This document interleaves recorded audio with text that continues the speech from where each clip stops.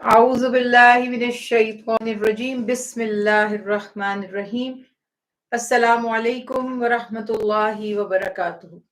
الحمدللہ آج آغاز کر رہے ہیں دورہ قرآن پاک میں پارہ نمبر 11ویں سپارے کا الحمدللہ آغاز کریں گے۔ 11ویں سپارے میں ہم پہلے ہی ابتدا کر چکے ہیں، سورہ توبہ ہے، پھر سورہ یونس اور 5 آیات سورہ ہود کی بھی اس میں شامل ہیں۔ انشاءاللہ اس پہ بات کریں گے۔ سب سے پہلے 11ویں سپارے کا تھوڑا سا خاکہ دیکھ لیتے ہیں، آؤٹ لائن کیا ہے، اس کے بعد انشاءاللہ اس پہ گفتگو کرتے ہیں۔ شروع اللہ کے نام سے جو بہت مہربان اور مستقل محبت فرمانے والا ہے۔ 11ویں سپارے کی ابتدا میں سورہ توبہ کے وہ احکامات جو منافقین سے متعلق اور غزوہ تبوک کے بیک گراؤنڈ میں خاص طور پر جو بیان کیے گئے تھے، جن کا ڈسکشن ہم نے 10ویں سپارے میں آلریڈی کیا ہے کہ جب رسول اللہ صلی اللہ علیہ وسلم نے غزوہ تبوک کی طرف روانگی اختیار کی، آپ نے سفر کا آغاز فرمایا، تو اس وقت منافق اور مخلص مسلمان کی پہچان ہوئی۔ منافق جو بظاہر مسلمانوں کے ساتھ ملے جلے رہتے تھے اور یہی جتایا کرتے تھے یا یہی احساس دلایا کرتے تھے کہ وہ بھی اہل ایمان میں سے ہیں، آزمائش اور تکلیف کی گھڑی میں اور خاص طور پر جب بات ہو جان یا مال قربان کرنے کی، تو تب وہاں پر ان کی وہ اصلیت ظاہر ہوئی۔ اللہ تعالیٰ نے مخلص مسلمانوں کی تعریف بھی فرمائی۔ پھر منافقوں کا ایک سرگنا تھا، ایک سربراہ تھا جو پہلے مذہباً عیسائی تھا، بعد میں منافقت کا لبادہ اوڑھ کر ابھی عامر جس کا تذکرہ کیا گیا، اس نے ایک مسجد تعمیر کی، اور اس مسجد کا جو مقصد تھا اس کو بنانے کا، وہ مسلمانوں میں فساد پیدا کرنا، فتنے پیدا کرنا، ان کو نقصان پہنچانا تھا۔ تو اللہ تعالیٰ نے قرآن پاک میں اس کا بھی تصور واضح کر دیا کہ مسجد صرف اللہ کی عبادت کا مرکز ہو سکتی ہے اور خالصتاً تقوی کی بنیاد پر قائم ہو سکتی ہے۔ جو مسجد یا جو عمارت مسجد کہہ کر فتنوں کے لیے قائم کی جائے یا بنائی جائے، قرآن پاک نے ٹوٹلی اس کو ریجیکٹ کیا اور اس کو مسجد درار قرار دیا گیا کہ یہ نقصان پہنچانے کے لیے بنائی گئی۔ بڑا ایک ہمارے پاس کانسیپٹ بھی کلیئر ہو گیا کہ کسی عمارت کی اہمیت نہیں ہے، نہ اہمیت اس کے نام کی ہے، بلکہ جو اصل امپورٹنس ہے وہ اس عمل کی ہے جو وہاں پر کیا جاتا ہے، اور اعمال کی جو اساس ہے، ان کی جو بنیاد ہے، وہ تقویٰ پہ ہوا کرتی ہے۔ اللہ نے جو ایمان والے ہیں ان کی صفات بھی بیان فرمائی۔ پھر کچھ مسلمان جو تھوڑی سی سستی کی وجہ سے یا تھوڑی سی غفلت کی وجہ سے پیچھے رہ گئے تھے، حلال بن امیہ، مرارہ بن ربی، کعب رضی اللہ عنہما جیسے اصحاب جو مخلص بھی تھے، متقی مومن بھی تھے، اللہ کے نبی کے جان نثار بھی تھے، لیکن بس کچھ ڈیلے ہو گیا ان کو، اور وہ رسول اللہ صلی اللہ علیہ وسلم کے ساتھ سفر جو جا رہا تھا قافلہ تبوک کا جنگ کے لیے، اس میں شامل نہیں ہو سکے۔ رسول اللہ صلی اللہ علیہ وسلم نے اللہ کے حکم سے تقریباً 50 ڈیز تک ان کا سوشل بائیکاٹ کیا، اور اللہ کی طرف سے پھر ان کی برات کا اعلان ہوا، یعنی اللہ کی طرف سے ان کے لیے معافی نامے کا جب حکم ہوا تو پھر ان کی توبہ قبول کی گئی۔ اہل ایمان کو بڑی تاکید ان احکامات کی مثال سے دی جا رہی ہے، اور پھر دین کی سمجھ بوجھ کا تزکیہ کیا جا رہا ہے کہ دین میں تفقہ کرنا، فکر کرنا، علم سیکھنا، غور و فکر کرنا کتنا امپورٹنٹ ہے، اور ایک عالم جو صحیح معنوں میں دین کا علم رکھتا ہے وہ شیطان پر کتنا بھاری ہے۔ اس کے بعد جہاد کے اصول اہم جو ہیں وہ بیان فرمائے گئے، اللہ سبحانہ وتعالیٰ کی صفات بیان کی گئی، نبی کریم صلی اللہ علیہ وسلم کو جو سملر کچھ میننگز ایسے دیے گئے ہیں اللہ کی طرف سے جو اللہ کی بھی شان ہے، اور اللہ کے نبی کے لیے بھی وہ القاب استعمال فرمائے گئے، ان کا تذکرہ ہے۔ پھر سورہ یونس کی ابتدا ہو رہی ہے۔ سورہ یونس کی وجہ تسمیہ اس کا موضوع دیکھ ہی رہے ہیں، ہم نام سے ہی ظاہر ہو رہا ہے کہ اللہ کے پیغمبر حضرت یونس علیہ السلام کے نام پر یہ سورہ ہے۔ کچھ ان کی قوم کا جو نینوا کا جو علاقہ تھا اس کا واقعہ بھی بیان کیا گیا، اللہ سبحانہ وتعالیٰ کی قدرت کا اس سورت میں تذکرہ فرمایا گیا، اللہ تعالیٰ کی قدرت کی مثالیں دی گئیں، اللہ کا اور اس کی مخلوق کا جو تعلق ہے اس کو وضاحت سے بیان کیا گیا۔ پھر دو گروہ جو ہر دور میں رہے ہیں، انبیاء جب بھی تشریف لاتے تھے دعوت حق، ظاہر ہے پیغام حق لے کر، تو دو طرح کے گروہ بن جایا کرتے تھے، لوگ دو حصوں میں تقسیم ہو جایا کرتے تھے۔ دیکھیے آج بھی اگر دیکھا جائے تو دو ہی گروہ ہیں، اگر اوور آل آپ انسانوں کو دیکھیں گے تو وہ دو قسم کے ہیں، پازیٹیو یا نیگیٹو، اچھے یا برے۔ تو یہ کانسیپٹ یہاں پہ بتایا گیا کہ جو اللہ کے پیغام پر، انبیاء پر ایمان لاتے ہیں، ایک گروہ وہ ہے، اور جو اللہ کے پیغام اور انبیاء کا انکار کرتے ہیں، تکذیب کرتے ہیں، اس کو جھٹلاتے ہیں، دوسرا گروہ وہ ہے۔ تو یہ ہمیشہ سے حق اور باطل پر چلنے والے موجود رہے، اور اللہ نے واضح فرما دیا ایمان والوں کو صلہ کیا ملے گا اور جھٹلانے والوں کی سزا کیا ہوگی۔ ہر چیز بالکل کلیئر ہے، پھر جو چاہے جس راستے کو انتخاب کرنا چاہے وہ کرنے کے لیے آزاد ہے۔ ابو سفیان اور بادشاہ ہرقل کا تذکرہ، ہرقل روم کا جو ہے اس میں تذکرہ کیا جا رہا ہے۔ ابو سفیان سے جو مکالمہ تھا اس کا بھی ذکر، کچھ تاریخی جو بیک گراؤنڈ تھا وہ بیان کیا گیا، اور اللہ کے حبیب نے جو ابو سفیان کے یا جو بھی مشرکین آئے کرتے تھے رسول اللہ صلی اللہ علیہ وسلم سے، پچھلی قوموں کے، پچھلے بادشاہوں کے، پچھلے واقعات کے بارے میں جاننا اور پوچھنا چاہتے تھے، اللہ کے حبیب رسول اللہ صلی اللہ علیہ وسلم ہر بہر وہ جواب دے دیا کرتے تھے۔ تو ظاہر یہ کیسے ممکن تھا؟ وحی کے ذریعے ممکن تھا، اور یہی وہ دلیل تھی، یہی وہ سچائی تھی، یہ ثبوت تھا کہ محمد صلی اللہ علیہ وسلم اللہ کے سچے رسول ہیں۔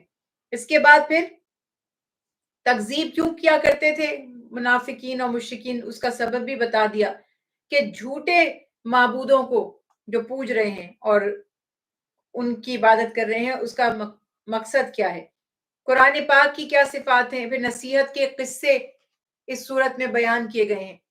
جتنی بھی سٹوریز، واقعات یا قصے قرآن پاک نے بیان کیے ہیں، سراسر اس کا مقصد ہمارے لیے نصیحت ہے کہ ہم اس سے تذکرہ یعنی نصیحت حاصل کریں، انہیں یاد رکھیں۔ یونس علیہ السلام کا جو مچھلی کو نگلنے، وہی والی بات تھی نا کہ مچھلی نے جو نگلا یونس علیہ السلام کو، اور پھر یونس علیہ السلام کو اللہ تعالیٰ نے مچھلی کے پیٹ میں بحفاظت رکھا، اٹ سیلف ایک بہت بڑا معجزہ ہے ہمارے لیے۔ اس میں بہت بڑا سبق بھی ہے کہ مچھلی کا نگل لینا، اور پھر وہ بھی اللہ کے حکم سے، اور ان کو سیف رکھنا مچھلی کے پیٹ میں، پھر وہاں پر یونس علیہ السلام کا اللہ کو پکارنا، ذکر کرنا، پھر اللہ تعالیٰ کا یونس علیہ السلام کی تعریف بیان فرمانا، اور مچھلی کو حکم دینا کہ یونس علیہ السلام کو بحفاظت وہ ایک کنارے پر، ساحل پر پہنچائے۔ یہ سارے واقعات جب ایک طرف آپ کو معجزات نظر آ رہے ہیں، دوسری طرف اللہ کی شان، اس کی قدرت کا بھی اس میں اظہار ہو رہا ہے۔ پھر جو بستی والے تھے، یونس علیہ السلام کی جو قوم تھی، اس کے واقعات، اس کے معاملات بھی بیان کیے گئے۔ مشرکین کو اللہ تعالیٰ نے تنبیہ فرمائی، مومنوں کو ان کے ایمان لانے کے اور حق کے راستے پر چلنے کے عوض جو انعام دیا جائے گا اس کا تذکرہ فرمایا۔ اس کے بعد سورہ یونس کی تقریباً کلوزنگ یہاں پر ہو گئی، احکامات مکمل کیے گئے، اور اس کے ساتھ ہی سورہ ہود کا آغاز ہوا۔ چونکہ سورہ ہود کی صرف 5 ورسز اس سپارے میں ہیں، تو اس وجہ سے ہم سورہ ہود پر ڈیٹیل میں 12ویں سپارے میں جب ہم پہنچیں گے تو گفتگو کریں گے، لیکن بتانا آپ کو مقصد تھا کہ سورہ ہود کی ابتدا بہرحال 11ویں سپارے سے ہو رہی ہے، اور اس میں بھی سورہ ہود بھی جو ہے، ہود بھی اللہ کے پیغمبر کا نام ہے، تو انہی کی نسبت سے وہ سورہ ہے، اس میں بھی توحید کے احکامات اور اللہ سبحانہ وتعالیٰ کی جو تعلیمات تھیں ہود علیہ السلام کے ذریعے ان کی قوم کے لیے، اور جو قوم کا رویہ تھا ہمیشہ جو رہا کرتا ہے، اس کا بھی تذکرہ کیا گیا۔ اب سب سے پہلے تو یہاں پر اللہ تعالیٰ نے 11ویں سپارے میں ارشاد فرما دیا، یا تذرون الیکم اذا رجعتم الیہم، یہ جو ہم نے پہلے بھی پڑھا تھا کہ منافق کیا کرتے ہیں، منافقوں کی جو مینٹالٹی ہے وہ کیا ہوتی ہے کہ وہ سب کو خوش کرنا چاہتے ہیں، اور وہ دل سے سب کو خوش نہیں کرنا چاہتے، بیسیکلی وہ کسی کے سامنے ایکسپوز نہیں کرنا چاہتے اپنے آپ کو، ان کے سامنے یہ نہیں ظاہر کرنا چاہتے کہ وہ ان سے اختلاف کرتے ہیں یا انہیں ناپسند کرتے ہیں۔ وہ کھل کر اتنی جرأت نہیں رکھتے کہ کسی کو غلط اگر سمجھتے ہیں تو غلط کہہ دیں۔ تو یہ ان کا ایک معاملہ کیا تھا کہ وہ یہ چاہتے تھے کہ لوگ ہماری جو دلوں میں چھپی ہوئی نفرت ہے، یا جو ہمارا کفر ہے، یا جو ہماری نیگیٹیوٹی ہے، اس کو جان نہ پائیں، منہ پہ میٹھے میٹھے بنے رہیں، ہاں ہاں کرتے، ہاں میں ہاں ملاتے رہیں، اور اندر ہی اندر مخالفت کریں اور نقصان پہنچاتے رہیں۔ یہ منافقوں کا رویہ ہوا کرتا ہے۔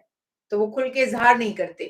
تو جب انہوں نے جان اور مال کی قربانی کی بات سنی، اور تبوک کا سفر آسان بھی نہیں تھا، تو انہیں یہ لگا کہ ہمارا بچ کر آنا مشکل ہے، سفر بھی دشوار ہے، تو خواہ جان کو خطرے میں ڈالنے سے کیا فائدہ. تو کچھ نہ کچھ بہانے بنا کے، یعنی صاف صاف نہیں کہا ہم جانا نہیں چاہتے یا ہم ڈرتے ہیں، کچھ ایسا نہیں، کچھ نہ کچھ بہانے بنا کے ادھر ادھر چھپ گئے، پر ٹائم پاس کر دیا.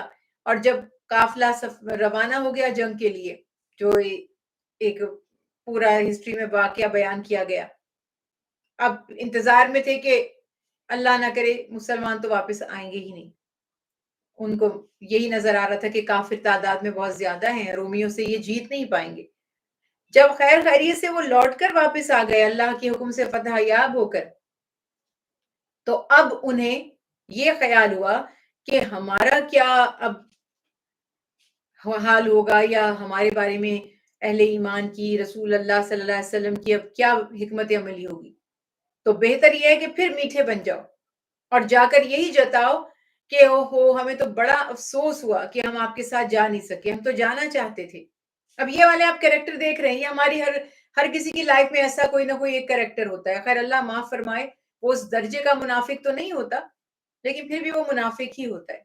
اور رسول اللہ صلی اللہ علیہ وسلم نے یہ بات بیان فرما دی کہ منافق کی 3 نشانیاں ہیں: بات کرے تو جھوٹ بولے، وعدہ کرے تو خلاف ورزی کرے، اور اگر اس کے پاس امانت رکھوائی جائے تو اس میں خیانت کرے. ایک حدیث مبارکہ میں فرمایا کہ جب لڑائی جھگڑا ہو تو ظالم کا ساتھ دے اور گالی گلوچ، یعنی کہ وہ ابیوسو لینگویج جو یوز کرتے ہیں.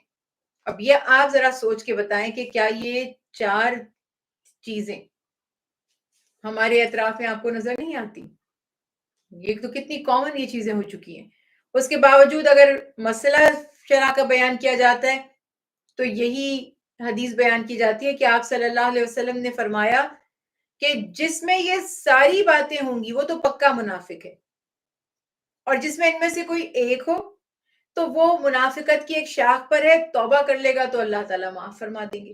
اور ظاہر ہے توبہ سے تو سارے گناہ بخشے جاتے، مگر یہ بات یہاں پہ ظاہر ہو گئی کہ منافق جو ہے وہ زبان سے کچھ کہتا ہے اور عمل سے کچھ اور ثابت کرتا ہے. اس کا دل کچھ اور کہہ رہا ہوتا ہے اور زبان کچھ اور کہہ رہی ہوتی ہے. تو یہ منافقت بہت بڑا ظلم ہے، بہت بڑا گناہ ہے، اور اس کی سزا کفر سے بھی زیادہ ہے. تو منافقوں نے آتے ہی فوراً بہانے بنانے شروع کر دیے اور یہ ظاہر کرنے لگے کہ ہم تو بڑے مجبور ہو گئے تھے اور ہمیں تو بڑا افسوس ہے کہ ہم آپ کے ساتھ شامل نہیں ہو سکے. تو اللہ تعالیٰ نے اپنے حبیب کو پہلے سے بتا دیا، یعنی ابھی آپ صلی اللہ علیہ وسلم تشریف نہیں لائے واپس مدینہ میں، اور اللہ سبحانہ و تعالیٰ فرما رہے ہیں کہ ان قریب، یعنی اب جیسے ہی آپ واپس تشریف لے جائیں گے یہ منافق آپ کے پاس عذر یعنی ایکسکیوزز بناتے ہوئے آئیں گے. آپ ان سے کہہ دیجئے کہ جھوٹے عذر نہ بناؤ، یعنی آپ ان کو واضح طور پر فرما دیں کہ ہم جانتے ہیں کہ تم جھوٹے ہو. دیکھیں اس سے پہلے تک تو حکم تھا نا کہ درگزر کریں، ان کو نہیں کہا گیا تھا کہ تم منافق ہو اور ہم جانتے ہیں کہ تم دھوکے باز ہو، تم جھوٹ بولتے ہو. لیکن اب اللہ تعالیٰ ارشاد فرماتے ہیں اسے کہہ دیجئے کہ ہم ہرگز تم پر یقین نہیں کریں گے، اور اللہ تعالیٰ تمہارے حال پہلے ہی ہمیں بیان فرما چکے ہیں. یعنی اللہ تعالیٰ کے تو علم میں پہلے سے ہی ہیں کہ تمہارے دل میں کیا ہے، اور تمہاری خبریں وہ ہمیں بھی بتا چکے ہیں. اور ان قریب اللہ اور اس کا رسول تمہارے عمل کو دیکھ لیں گے. یہ دیکھیے یہ کتنی پیاری بات ہے کہ اللہ تعالیٰ اور اس کے حبیب اللہ تعالیٰ فرما رہے ہیں تمہارے اعمال کو دیکھ لیں گے. اس کی مختلف تشریحات کی جاتی ہیں. ایک تو یہ اس ظاہری وقت کے لیے ہے کہ دیکھتے ہیں کہ آگے تم کیا کرتے ہو، تم توبہ کرو گے، شرمندہ ہو کر حق کے راستے پر لوٹ آؤ گے، تم ہدایت کے راستے پر آ جاؤ گے، تم سدھر جاؤ گے، سنور جاؤ گے، اپنے کاموں کو ٹھیک کر لو گے، یا تم اسی طرح سے منافقت کی دلدل میں دھستے چلے جاؤ گے.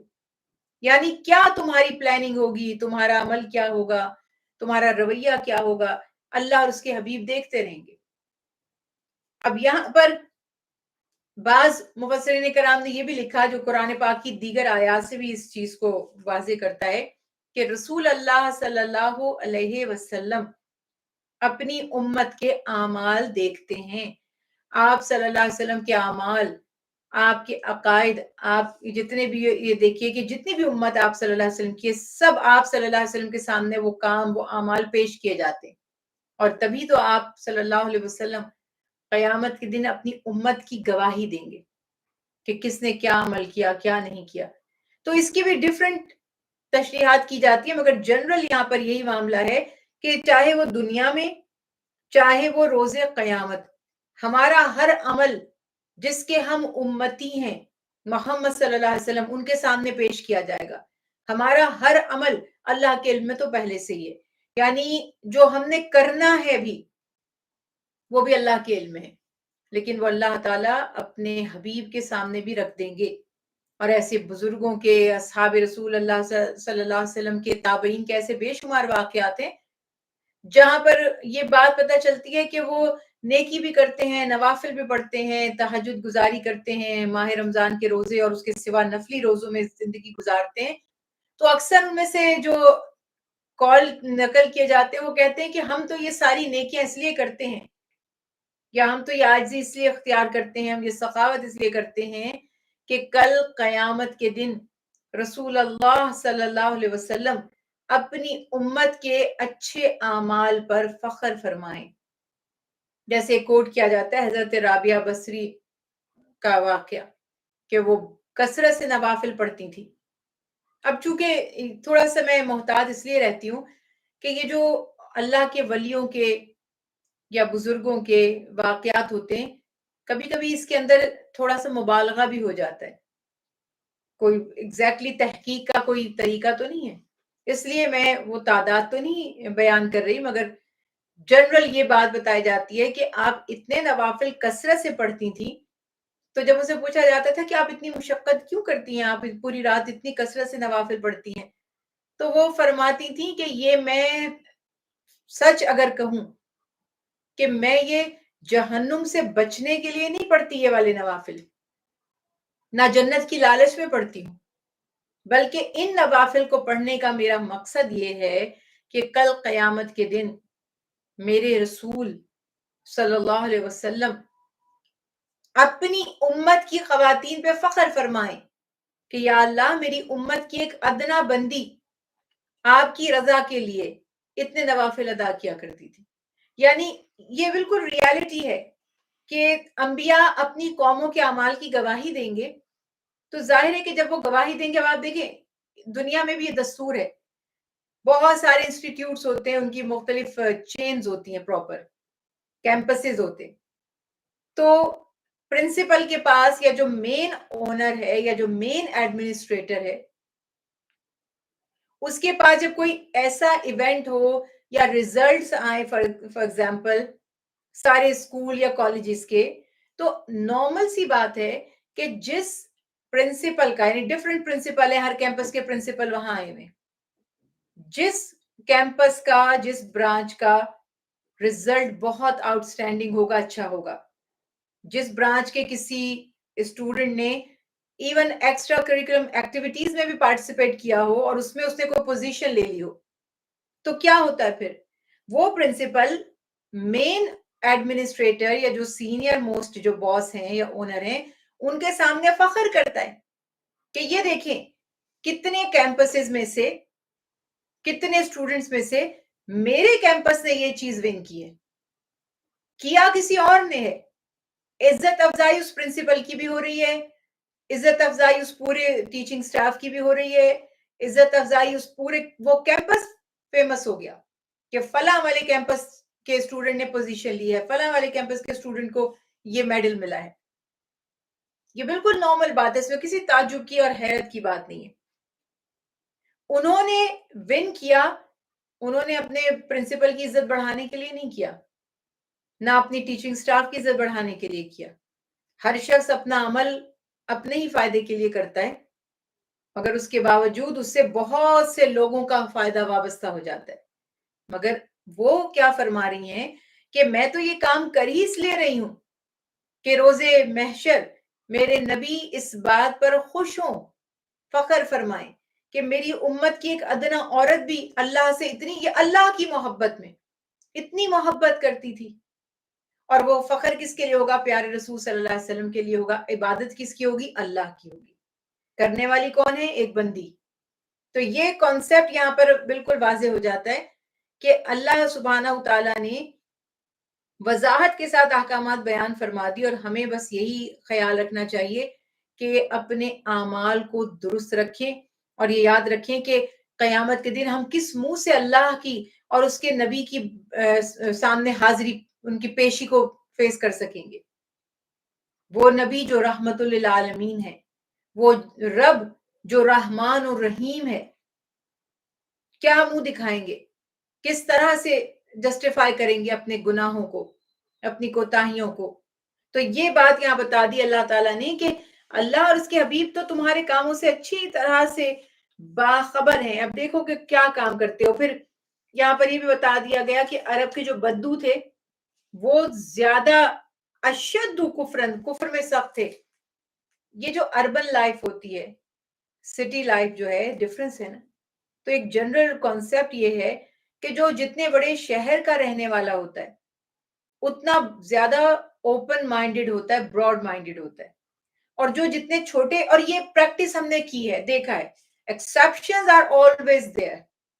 کبھی کبھی بہت بڑے ڈیولپ کنٹری کے لوگ اتنے نیرو مائنڈڈ ہو سکتے ہیں، اور چھوٹے سے قصبے کا بندہ کوئی بہت ہی زیادہ انٹلیکچوئل اور بہت ہی زیادہ براڈ مائنڈڈ ہو سکتا ہے. لیکن اوور آل آپ یہ دیکھیں گے کہ جتنے چھوٹے قصبے، چھوٹے علاقے کے لوگ ہوں گے ان کی سوچ اتنی چھوٹی اور لمیٹڈ ہوگی. تو اللہ تعالیٰ نے یہ فرمایا کہ جو عرب کے بدو تھے، دیہاتی تھے، بڑے سخت تھے یہ کفر میں، بڑے سٹبن تھے، نہیں بات کو سمجھتے تھے اور نہیں مانتے تھے.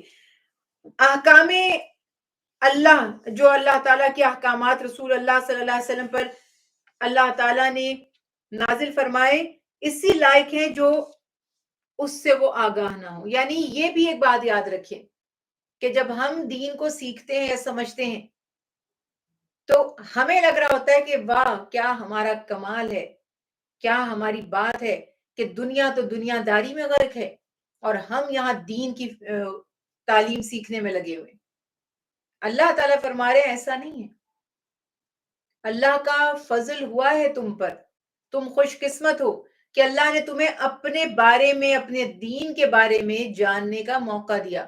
جب یہاں فرمائے نا کہ یہ بدو اسی قابل تھے کہ جانتے ہی نہ. اللہ کو جاننا، اللہ کی معرفت حاصل کرنا، دین کا علم سیکھنا، دین کو جاننا، دین پہ غور و فکر کرنا، یہ سعادت ہے.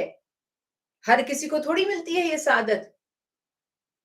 تو یہ بات یہاں پر اللہ سبحانہ وتعالی ارشاد فرماتے ہیں کہ اللہ تعالیٰ کا کرم، اس کا فضل ہوتا ہے کہ وہ تمہیں توفیق دے کہ تم نیکی کرو اور نیکی کرنے کی تمہیں توفیق حاصل ہو جائے. تو منافقوں کے مقابلے میں پھر اس کے بعد اللہ سبحانہ وتعالیٰ نے اہل ایمان کی، مخلص مسلمانوں کی تعریف فرمائی. سابقون الاولون من المہاجرین والانصار، نیکی کرنے والا اور نیکی کرنے میں معاونت یعنی کہ ہیلپ کرنے والا، کوپریٹ کرنے والا، دونوں کی تعریف فرمائی.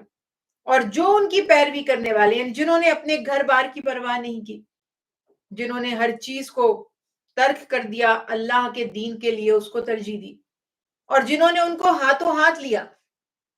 امیگرنٹس کی مدد جنرلی ویسے بھی کرنا ہے، اخلاقیات کا تقاضا یہ ہے. اب کون کتنا کرتا ہے یہ ہم لوگوں کی پریکٹس میں ہے. کئی لوگ ایسے ہوتے ہیں جو امیگرنٹس کی، جب ایون ان کے چاہے رشتے دار بھی نہ ہوں، مگر ان کو صحیح گائیڈ کرتے ہیں، بہت سی چیزوں میں ان کو بتاتے ہیں، قوانین کے بارے میں بتاتے ہیں، کچھ فیسلٹیز کے بارے میں بتاتے ہیں. اور کئی لوگ جو ہیں وہ بالکل خاموش بیٹھے تماشا دیکھتے رہتے ہیں. وہ بیچارہ پریشان ہو رہا ہے، وہ ٹکرے مارنا جس کو کہتے ہیں نا، لٹرلی محاورہ، دیکھتے رہیں گے تماشا، پتہ سب ہوگا مگر کچھ نہیں بتائیں گے. بعد میں کبھی کہا ہمیں تو پتا تھا یہ یوں ہوتا ہے بات. تو اس طرح سے مہاجر، ویسے اصل دینی مہاجر تو وہی ہے جو دین کے لیے ہجرت کرتا ہے، جو اپنے ایمان کو بچانے کے لیے ہجرت کرتا ہے. ہجرت تو بہت سی ریزنز کی وجہ سے کی جاتی ہے. حدیث رسول اللہ صلی اللہ علیہ وسلم ہے، کوئی عورت سے نکاح کے لیے بھی ہجرت کرتا ہے. مختلف مقصد ہوتے ہیں نا. اب ہمارے یہاں کئی لوگ جابس کے لیے ہجرت کرتے ہیں، اچھی جاب مل گئی. تو ہجرت کے ڈفرینٹ پرپز ہیں. غلط نہیں ہے وہ، مگر اصل جس ہجرت کی فضیلت ہے، جس کا اجر و ثواب ہے، وہ ہجرت ہے جو انسان اپنی آخرت کو بہتر بنانے، اللہ کی رضا پانے کے لیے یا دین کی خدمت کے لیے کرے، اپنے دین ایمان کو بچانے یا دین کی اشاعت و فروغ کے لیے ہجرت کرے، تو سب سے افضل وہ ہے۔ ایسے میں جو ان کی مدد کرنے والے ہوں گے وہ ظاہر دین کے کام میں وہ پارٹیسپیٹ کریں گے، ان کو بھی اللہ تعالیٰ اجر دیں گے۔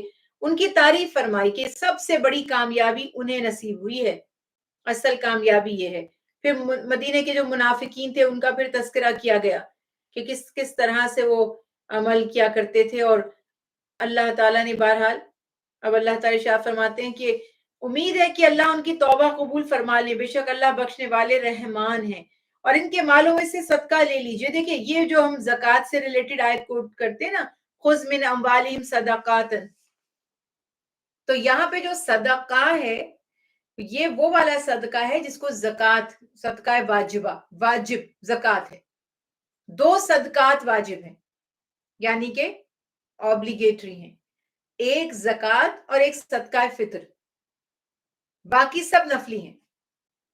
ہاں انٹل آپ اس کی کسی صدقہ کرنے کی منت نہ مان لیں، جب آپ منت مانتے ہیں تو پھر وہ بھی واجب ہو جاتا ہے کیونکہ آپ نے اللہ سے عہد کیا ہے، کمٹمنٹ کی ہے۔ ادروائز دو ہی صدقات واجبہ ہیں، زکوٰۃ ہے اور صدقہ فطر ہے۔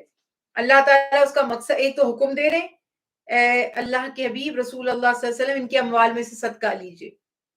اس کے بعد فرما رہے ہیں کہ اس صدقے کا فائدہ یہ ہوگا کہ وہ ان کے مال کو پاک کر دے گا اور ان کا تزکیہ کر دے گا، مال بھی پاک ہو جائے گا، دل بھی پاک ہو جائے گا، اور اس سے کیا ہوگا کہ یہ سبب بنے گا ان کے مال کو بڑھانے کا اور آپ صلی اللہ علیہ وسلم کی دعائیں حاصل کرنے کا۔ اب یہ دیکھیے کسی کے لیے کیا دعا کی اہمیت ہے، ہمارے لیے تو بہت اہمیت ہے کہ کوئی سچا اللہ کا نیک بندہ جو اللہ کے دین کی خدمت کرتا ہے یا اللہ کی فرما برداری کرتا ہے، جس سے اللہ راضی ہے، جو اللہ کو راضی کرنے کے کام کرتا ہے، اس کی دعائیں ہمیں مل جائیں۔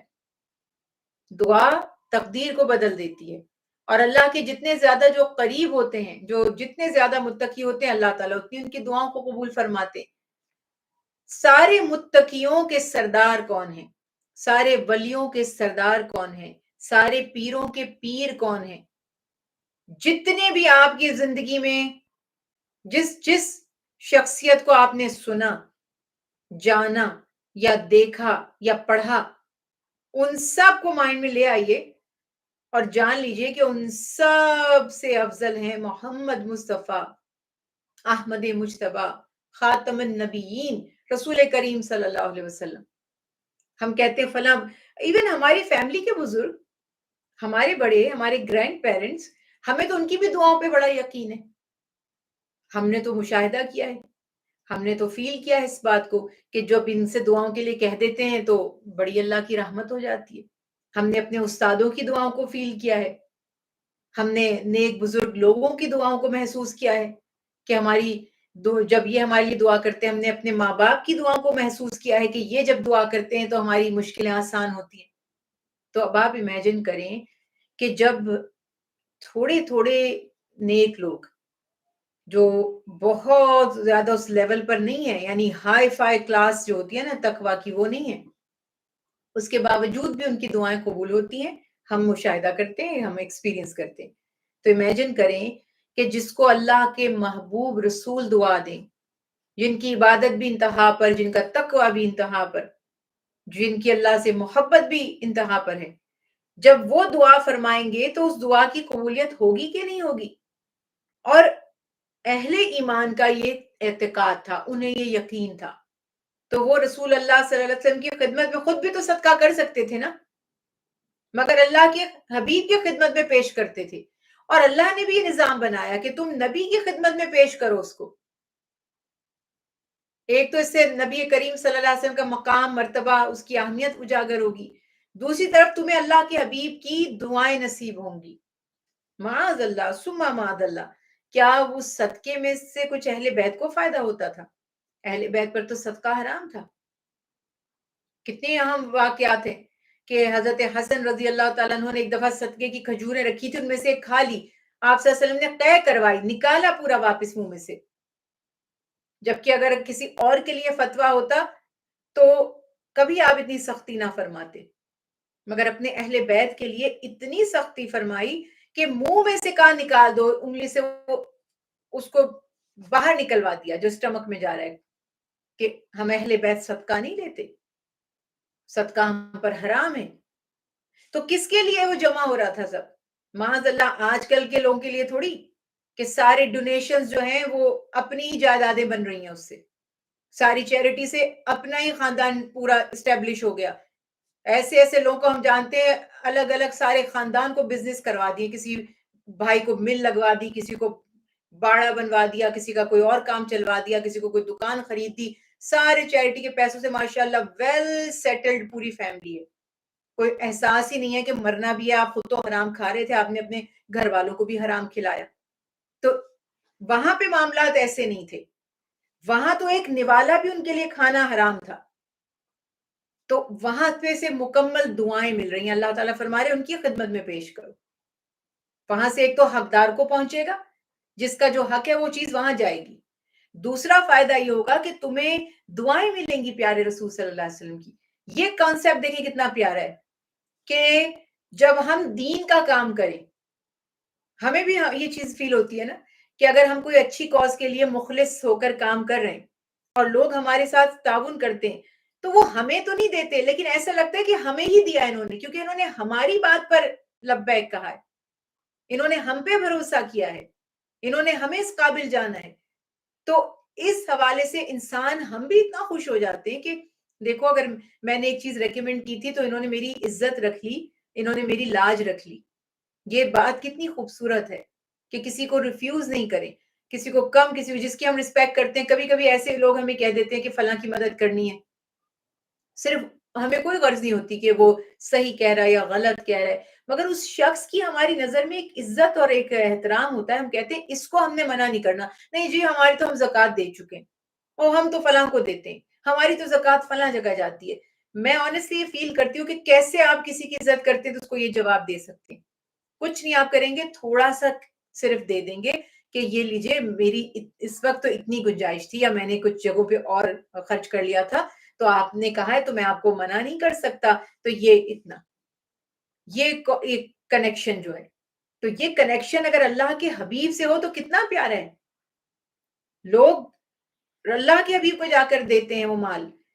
کئی اصحاب ایسے تھے جو کہتے کہ یا رسول اللہ صلی اللہ علیہ وسلم, یہ آپ ہمارے باغ ہیں, یہ آپ جہاں مرضی خرچ کر دیجئے, یہ ہماری جائیدادیں ہیں, جہاں مرضی خرچ کر دیجئے. تو اکثر اس میں ایسا ہوتا تھا کہ اللہ کے حبیب رسول اللہ صلی اللہ علیہ وسلم جب جانتے ہیں کہ اس کا فلاں رشتہ دار ضرورت مند ہے, تو آپ فرماتے تھے کہ یہ تم خود نہیں دیتے تھے, کہتے تھے یہ تم اپنے فلاں بھائی کو دے دو, وہ اس کا حقدار ہے, رشتہ داری بھی نبھاؤ, صلہ رحمی بھی کرو. ایسی خوبصورت بات. یہاں آپ کسی کے پاس لے کر تو جائیں ڈونیشن, تو وہ آپ سے کہے گا کہ اپنے کزن کو دے دو, وہ تو کہے گا لاؤ جی مجھے ہی دو, کسی اور کو دینے کی ضرورت نہیں. تو یہ جو اخلاص تھا, یہ جو احساس تھا پیارے رسول صلی اللہ علیہ وسلم میں, یہی تو ہمیں اپنانا ہے, یہی ہمیں سیکھنا ہے یہاں پر. اسی لیے اللہ تعالیٰ فرما رہے, آپ ان سے مال لے لیں گے تو ان کے مال کو پاک کر دیں گے, اس میں اضافہ ہو جائے گا, اس میں برکت آ جائے گی, ان کا تزکیہ ہو جائے گا. اور سب سے بڑی بات یہ کہ آپ ان کے لیے جب دعائیں فرمائیں گے تو آپ کی دعائیں ان کے لیے راحت کا سبب بنیں گی. سبحان اللہ, کتنی پیاری بات ہے کہ اللہ تعالیٰ فرما رہے کہ آپ کی دعاؤں سے ان کو راحت ملے گی. اور پھر اللہ تعالیٰ نے یہ بھی ارشاد فرما دی کہ اللہ تعالیٰ اپنے بندوں کی توبہ قبول فرمانے والے ہیں, ان سے صدقات لینے والے, اور یہ بے شک اللہ ہی سب سے زیادہ تواب اور سب سے زیادہ رحم کرنے والے. یہ جو ہم صدقہ دیتے ہیں, اس سے ہمیں اللہ کا قرب ملتا ہے, اس سے ہمارے گناہ معاف ہوتے ہیں, اور ظاہر ہے پھر دعائیں بھی ملتی ہیں. جن کو دیا, جن کے تھرو دیا, ان کی بھی ملتی ہیں, اور جن تک وہ پہنچا ان کی بھی. تو اس لیے اللہ تعالیٰ ارشاد فرما رہے ہیں کہ تم اپنے عمل کیے جاؤ, ان قریب اللہ اور اس کا, دیکھیے پھر وہی بات آ گئی کہ اللہ تعالیٰ فرما رہے ہیں ان قریب اللہ اور اس کے رسول صلی اللہ علیہ وسلم تمہارے اعمال کو, اور ایمان والے بھی تمہارے اعمال کو دیکھ لیں گے. ان قریب تم غائب اور حاضر کے جاننے والے یعنی اللہ سبحانہ و تعالیٰ کے سامنے پیش کیے جاؤ گے. جو کچھ تم کیا کرتے تھے تمہیں آگاہ کر دیا جائے گا. یعنی ہمارا کوئی عمل دنیا سے اچھا کام کرتے ہیں اپریسیشن نہیں ملتا, اور سم ٹائمز سارا کام ہم کرتے ہیں. وہ بڑی انٹرسٹنگ باتیں ہوتی ہیں نا, پوری ریسرچ آپ نے کی, پریزنٹیشنز آپ نے بنائی, خرچہ آپ نے کیا, وقت آپ نے لگایا, اور اٹھا کر آپ نے, میں ایک ایگزامپل دیتی ہوں آپ کو, آپ نے پوری بک پوری کر کے دے دی, کسی نے آگے پہنچا دی کہ یہ جی میرے نام سے پبلش کر دو, کیسا محسوس ہوگا؟ زندگی میں ایسی بہت سی جگہوں پہ ہوتے ہیں, چھوٹے چھوٹے فیملیز میں بھی ہوتے ہیں کہ کام کوئی کرتا ہے. بڑے انٹرسٹنگ واقعات ہوتے ہیں, وہ سنتے رہتے ہیں بہنوں سے ہم. سارے کپڑے دھوئے کسی نے اور سارا کام کر دیا, ایک نے جا کر صرف وہ ڈال دیے جا کر اور آ کے کہا اوہ میں تو بہت تھک گئی ہوں کیونکہ آج میں نے کپڑے دھوئے. تو یہ جو ڈرٹی پالیٹکس گھروں میں بھی ہوتی ہے, ورک پلیسز پہ بھی ہوتی ہے کہ کام کوئی اور جونیئرز کر لیتے ہیں, سینئر لے جا کر اوپر جا کے یہ دکھا دیتے ہیں کہ ہم نے کیا. آئی مین ہر لیول پہ یہ چیزیں ہو رہی ہیں, اور یہ ہر کنٹری میں ہو رہی ہیں. انٹرسٹنگ بات یہ ہے کہ ایسا نہیں ہے کہ آپ یہ کہیں گے کہ یہ جی انڈیا پاکستان میں ہو رہی ہیں اور امریکہ اور انگلینڈ میں نہیں ہو رہی, یا وائٹ لوگ نہیں کر رہے اور صرف ایشین لوگ کر رہے ہیں, یا فلاں کر رہا ہے فلاں نہیں کر رہا. ہر لیول پہ ہو رہی ہیں, ڈفرنٹ لیول ہوتا ہے. کیسا فیل ہوتا ہے ہمیں, کیسا فیل ہوتا ہے جب محنت ہم نے کی اور کوئی اپنے نام سے آگے جا کے کہتے ہیں اپنے نمبر بنا لے, کیسا لگتا ہے؟ تو ہوتا کیا ہے کہ ہم تڑپ جاتے ہیں کہ اعلیٰ حکام کو, باس کو تو پتہ ہی نہیں, کام تو سارا میں نے کیا ہے, یہ بندے نے اپنے جا کے نمبر بنا لیے. دنیا میں ایسا ہو جاتا ہے. سم ٹائمز گناہ کوئی اور کرتا ہے اور کسی اور کے اوپر اس کا بوجھ ڈال دیا جاتا ہے, ایسا بھی ہو جاتا ہے. یہ دونوں چیزیں دنیا میں ہوتی ہیں. آپ نے جو غلطی نہیں کی ہوتی آپ کو اس کی سزا دی جاتی ہے, اور آپ نے جو اچھائی کی ہوتی ہے اس کو اپریشیٹ نہیں کیا جاتا, اس کا کریڈٹ کسی اور کو حاصل ہو جاتا ہے. اللہ تعالیٰ یہاں پہ یہ فرما رہے ہیں کہ میں دیکھ رہا ہوں تمہارے سب کام, فکر مت کرنا, تم اپنے کام کیے جاؤ, تم اچھے کام کرتے رہو, تم گناہوں سے بچتے رہو, کیونکہ میں جان رہا ہوں کہ تم نے کتنی نیکیاں کی, اور میں جانتا ہوں کہ تم نے کتنے گناہوں سے تم نے اجتناب کیا, اور اگر گناہ کیے تو کتنے کیے. دنیا میں پھر اگین وہ بات ہو سکتی ہے کہ دنیا سے چھپ جائیں, لوگ چھپا لیتے ہیں, اتنے معزز مبارک بنے بیٹھے ہوتے ہیں اور شیطان ہوتے ہیں. وہ کہتے ہیں نا خضر کے روپ میں شیطان اور بھیڑ کے روپ میں بھیڑیے ہیں, مگر اللہ سے تو کوئی نہیں چھپ سکتا, وہ تو سب دیکھ رہے ہیں. تو اسی لیے فرمایا کہ اللہ تعالیٰ تمہارے تمام کاموں کو دیکھ رہے ہیں. اور پھر جو ہم نے بھی بات کی تھی مسجد درار کی, تو یہ بھی کانسیپٹ بڑا ایک ہمارے ہاں ہے, قبضہ کر کر کے مسجدیں بنانا. کسی کی, ہم نے بہت سی, میرے پاس ایسی سٹوریز ہیں, جو وہ ایسی سٹوریز ہیں جن کی میں گواہ ہوں, وہ نہیں ہے جو میں نے سنی ہے. کسی لیڈی کے پلاٹ پہ قبضہ کیا, مسجد بنا لی, بعد میں وہ بیچاری روتی دھوتی آئی, دیکھیں آپ کو اجر ملے گا, ثواب ملے گا, دیکھیں یہاں پہ تو اللہ کا گھر بن گیا. اب آپ اس کو بلیک میل کر رہے ہیں. اگر اب وہ مانگے تو وہ کافر ہے, گناہ گار ہے, کیونکہ مسجد سے منع کر رہی ہے یا مسجد کی جگہ مانگ رہی ہے. یہ کون سے مسلمان ہیں؟ ان مسلمانوں کو یہ نہیں پتا کہ مسجد کے لیے سب سے زیادہ پیور جگہ ہونی چاہیے, سب سے زیادہ رزق حلال سے آئی ہوئی جگہ ہونی چاہیے, سب سے زیادہ لیگل جگہ ہونی چاہیے.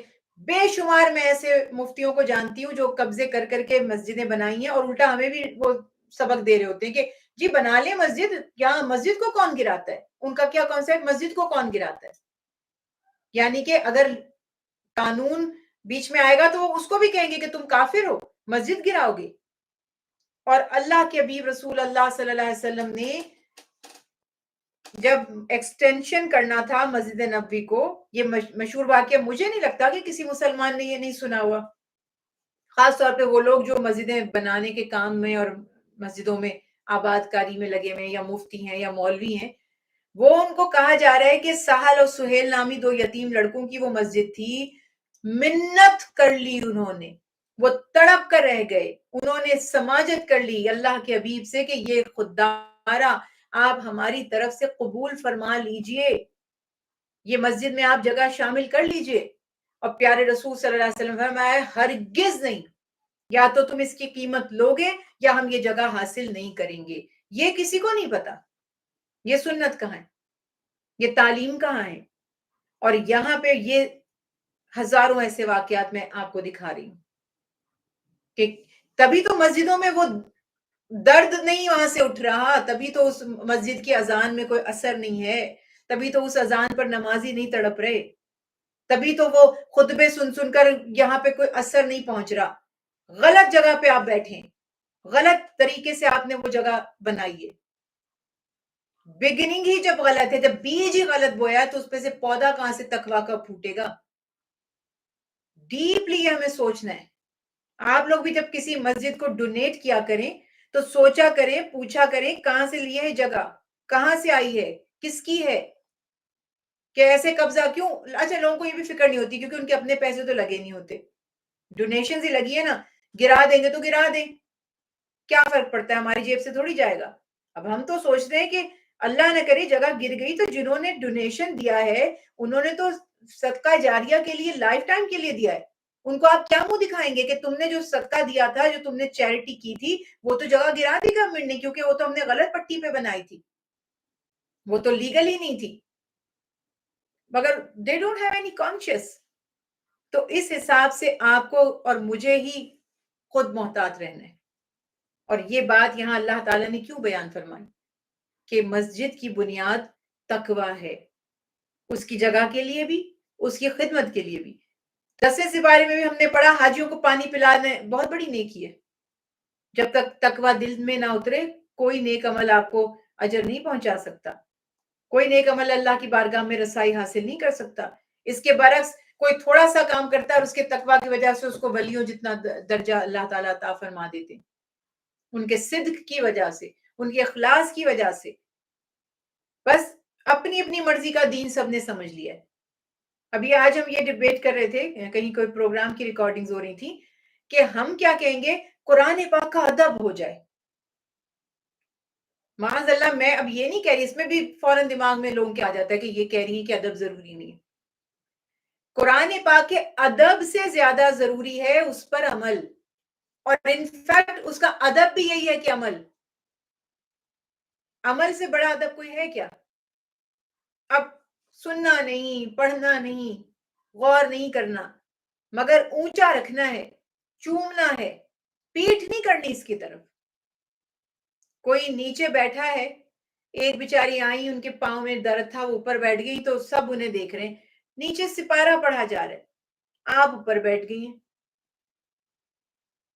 یہ ادب تو ہمیں ماشاءاللہ ورثے میں ملا ہے، ہم کرتے ہیں، ہم بھی پریکٹس کرتے ہیں اس کو. لیکن ہمیں یہ پتا چلا کہ اس سے زیادہ اہم ہے عمل کرنا. ایک وہ شخص جو آپ سے کہ ماشاءاللہ ماشاءاللہ آپ بہت اچھے ہیں، بہت اچھے ہیں، ہم آپ کے فین ہیں، آپ کے مرید ہیں، فلاں ہے ڈھمکا ہے، اور آپ کی کسی ایک بات کو بھی نہ مانے، وہ کسی ایک نصیحت پہ عمل نہ کرے، کسی ایک انسٹرکشن کو فالو نہ کرے. وہ اچھا ہے، یا جو آپ سے کبھی نہیں کہتا کہ میں آپ کا بہت بڑا فین ہوں، آپ کا مرید ہوں اور فلاں ہوں اور ڈھمکا ہوں، اور چپ کر کے ہر حکم بجا لاتا ہے. کون آپ کو زیادہ پسند آئے گا؟ صرف لپ سروس دینے والا پسند آئے گا؟ سوچنے کی بات ہے. تو اسی طرح سے یہاں پر بھی معاملات کچھ ایسے ہی ہیں کہ اللہ سبحانہ و تعالیٰ میں یہی سکھا رہے ہیں کہ آپ اساس کو دیکھیں، دین کی بنیاد کو دیکھیں، وہ سب سے زیادہ اہم ہے، اسی کے مطابق اعمال کیے جائیں گے. اور اللہ تعالیٰ ارشاد فرماتے ہیں کہ اصل مسجد وہ ہے جس کی بنیاد پہلے ہی دن سے تقویٰ کے اوپر رکھی جائے. ابو عامر نے جب یہ مسجد تعمیر کی تھی تو بیسک یہاں پر جو اس کا جو نظریہ تھا نا، اس کا جو کانسیپٹ تھا وہ یہ تھا کہ ایک دفعہ اگر اللہ کے حبیب اس مسجد میں، رسول اللہ صلی اللہ علیہ وسلم اس مسجد میں تشریف لے آئیں گے تو سارے کیونکہ دیکھیے اس زمانے میں ذرا امیجن کریں، مسلمانوں کی زندگی کا کوئی اور مقصد نہیں تھا سوائے اتباع رسول کے. ان کا اٹھنا، ان کا بیٹھنا، ان کا چلنا، ان کا پھرنا، ان کا سونا، ان کا جاگنا، ان کی زندگی، ان کی موت، کچھ بھی نہیں تھی سوائے اطاعت الہی اور اطاعت رسول اللہ صلی اللہ علیہ وسلم کی. تو اس کو یہ معلوم تھا کہ اگر محمد صلی اللہ علیہ وسلم اس مسجد میں ایک دفعہ آ گئے تو کیا ہوگا؟ سبھی آنے لگیں گے.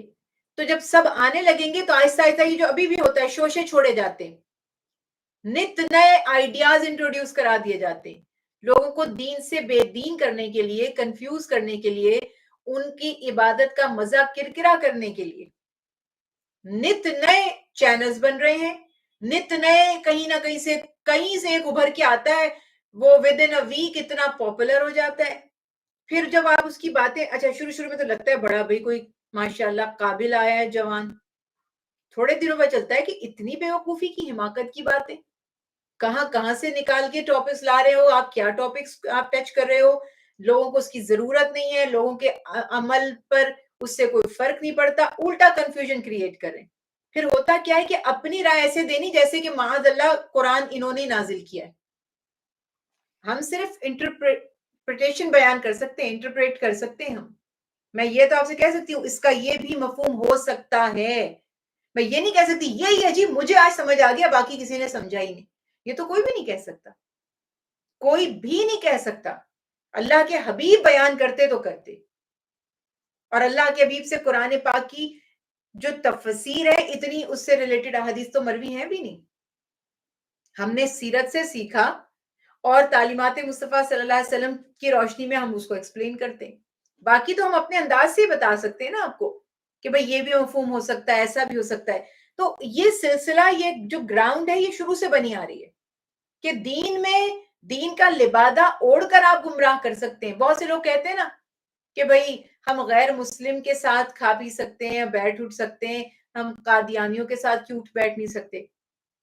بہت سے لوگ کہتے ہیں کہ جب آپ غیر مسلموں کا چینل دیکھ سکتے ہیں تو قادیانیوں کا چینل کیوں نہیں دیکھ سکتے. دیکھیں کوئی بھی کسی بھی مسلک کا ہو جو دین کی اساس اور بنیاد کو نہیں مانتا, جو اللہ کو وحدہ لا شریک نہیں مانتا, جو قیامت کے قائم ہونے پر یقین نہیں رکھتا, جو محمد صلی اللہ علیہ وسلم کو اللہ کا نیک معصوم پاک بندہ امین نہیں جانتا اور آخری نبی نہیں جانتا, تو وہ تو پھر مسلمان کی جو شرائط تھی اسلام کی اس کو پوری نہیں کر رہا. ہوگا کیا کہ جو غیر مسلم ہوتا ہے, آپ کو پتا ہے یہ غیر مسلم ہے, اس کے اور ہمارے نظریات میں بہت فرق ہے. وہ تو آخرت کو نہیں مانتا, اس کے لیے تو محمد صلی اللہ علیہ وسلم کی ذات اتنی بڑی ذات نہیں ہے. گو کہ غیر مسلم بھی امپریسڈ ہیں, پسند کرتے ہیں, مانتے ہیں, مگر اس طرح نہیں مانتے جیسے ہم مانتے ہیں. تو آپ کو یہ پتا ہے کہ یہ تو غیر مسلم ہے, آپ پہلے سے ہی الرٹ ہیں, آپ کو اس کی کسی بات سے ہوگا. جب وہ اپنے نظریات پیش کرتے ہیں, سم ٹائم ڈسکشن ہم کرتے ہیں غیر مسلموں سے, خیر وہ بھی ایک طرح سے ہمارے بہن بھائی ہی ہیں, اللہ کے بندے ہیں, آدم کی اولاد ہیں, اللہ سب کو ہدایت عطا فرمائے, مگر ہمیں پتا ہے کہ یہ ان کا نظریہ ٹھیک نہیں ہے. ہم خاموش رہتے ہیں کیونکہ ہمیں پتا ہے کہ ڈفرنس ہے اوپینین کا, ہمارے عقائد دوسرے ہیں, ان کے دوسرے ہیں. لیکن جس کو آپ مسلمان سمجھتے ہیں اور جب وہ آپ کے سامنے ایک دیندار کا لبادہ اڑ کر آئے گا, پھر آپ کو اس پہ ٹرسٹ ہوگا. پھر اگر وہ آپ سے کوئی عقیدہ یا نظریہ شیئر کرے گا تو آپ کو اس پہ یقین کرنا پڑے گا, آپ کریں گے, آپ کو لگے گا بھائی صحیح کہہ رہا ہوگا. اس لیے وہاں احتیاط کا پہلو ہمیں کرنا پڑتا ہے اختیار, کہ ہمیں یہاں اللہ نہ کرے کنفیوژن نہ ہو, فتنوں سے اپنے آپ کو بچائیں, سمپل بنائیں لائف کو, اسپیشلی جب ہمارے اندر اتنی صلاحیت نہ ہو کہ ہم صحیح اور غلط کو پہچان سکیں. جیسے کہ میں آپ کو اپنی ایک انٹرسٹنگ بات بتاتی ہوں کہ میں یہ سوچتی ہوں مجھے کپڑے کی پہچان نہیں ہے. فار ایگزامپل میں کپڑے کو دیکھ کے تو مجھے یہ تو لگتا ہے یہ اچھا ہے یہ برا ہے, لیکن ایسا نہیں کہ پیور کون سا ہے اور پیور کون سا نہیں ہے. تو میں اس شاپ پر جاؤں گی جس کا مجھے پتا ہے کہ اوتھینٹک ہے. یہ کسی بھی چیز کے لیے اگر آپ کو پہچان نہیں ہوگی تو آپ اس کی اوتھینٹسٹی کو ٹرسٹ کریں گے کہ یہ فیک نہیں ہوتی چیزیں, یہ کمپنی بڑی ہے, ان کا نام ہے, ان کی ریپو ہے, یہ دھوکہ نہیں دیتے. کیوں؟ کیونکہ مجھے پہچان نہیں ہے. مجھے پہچان ہوتی تو میں کسی جگہ سے بھی سستی وہ چیز ڈھونڈ کے لے آتی, مگر مجھے پہچان نہیں ہے. تو میں اپنے آپ کو مصیبت سے بچانے کے لیے یہی کر سکتی ہوں کہ کسی ایسی جگہ پر چلی جاؤں جہاں مجھے پتا ہے کہ چیزیں یہ جعلی نہیں ہوتی, نقلی نہیں ہوتی, فیک نہیں ہوتی. یہ ایک طریقہ ہوتا ہے. دین میں بھی آپ یہ طریقہ اپلائی کریں.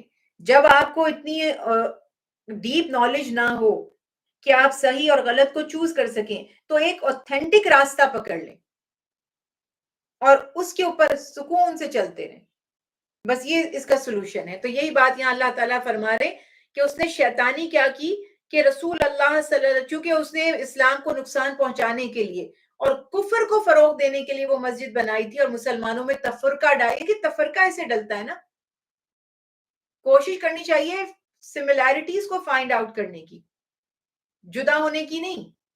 مثلا ایک بندہ ایک وطر پڑھ رہا ہے، ایک دو پڑھ رہا ہے، ایک تین پڑھ رہا ہے، اب اس میں لڑنے کی کیا بات ہے؟ آپ ایک پڑھتی ہیں پڑھتے رہیے، میں دو پڑھتی ہوں مجھے پڑھنے دیجیے، وہ تین پڑھتا ہے اس کو تین پڑھنے دیجیے. کیوں جھگڑا کرنا ہے؟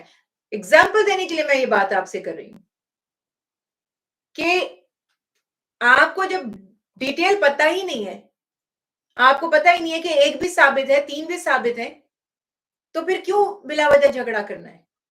تو یہ کانسیپٹ یہاں پر ہے فتنہ ڈالنا مسجد بنا کر. اب ہم کہیں گے مسجد تو مسجد ہے، اور ویسے زمین پر سب سے خوبصورت جگہ، سب سے زمین کی پیاری اور قیمتی اور ویلیویبل جو جگہ ہے وہ مسجد ہے اللہ کے نزدیک. حبیب خدا رسول اللہ صلی اللہ علیہ وسلم نے بھی فرمایا. لیکن اب یہاں پہ کانسیپٹ آ گیا کہ کیا ہر مسجد جہاں فتنے پھوٹتے ہیں وہ بھی، جہاں پر چوریاں ہوتی ہیں، ڈکیتیاں ہوتی ہیں، اور جہاں پر حدود اللہ کی پامالیاں ہوتی ہیں وہ بھی نہیں، وہ نہیں. تو یہ بات یہاں اللہ تعالیٰ فرماتے ہیں کہ اس نے تو مسجد تیار کی. اگر اللہ کا حکم ہوتا، اگر اللہ تعالیٰ چاہتے، اگر ہمیں سبق نہ سکھانا مقصود ہوتا تو اس کافر کو نکال بار پھینکا جاتا مسجد سے. یہ بھی تو ہو سکتا تھا نا. اور مسجد کو اپنے انڈر لے لیا جاتا، اس کو گرایا نہ جاتا، کیونکہ وہ مسجد ہے، کیونکہ وہ مبارک ہے. لیکن یہ رولنگز دیکھیں کہاں سے آئی ہیں. اللہ سبحانہ تعالیٰ نے یہاں واضح فرمایا، جب آپ صلی اللہ علیہ وسلم سے اس نے افتتاح کی درخواست کی نا، انوگریشن کر دیں آپ بس بگننگ کر دیں، آپ تشریف لے آئیں، اپنے قدم یہاں پر رکھ دیں. اللہ سبحانہ تعالیٰ نے وہی فرمائی. اس وقت تو آپ جب تبوک پہ جا رہے تھے آپ نے فرمایا ابھی تو ہم جا رہے ہیں، واپسی پہ دیکھیں گے. وہ بھی اللہ کے حبیب تھے، اور جب واپس آئے تو صافی وہی آ گئی. اللہ نے حکم ہی فرما دیا کہ آپ اس مسجد میں ہرگز قدم نہیں رکھیں گے، یہ فتنوں کے لیے بنائی گئی ہے. تو اس کے بعد کیا ہوا کہ اللہ سبحانہ تعالیٰ نے اس مسجد کو گرانے کا حکم دیا، اس مسجد کو جلا دیا گیا. بتائیے، تاکہ لوگوں کو سبق مل جائے کہ تم بلیک میل نہیں کر سکتے ہمیں مسجدیں بنا کر، ہمارے درمیان تم فتنہ نہیں پھیلا سکتے.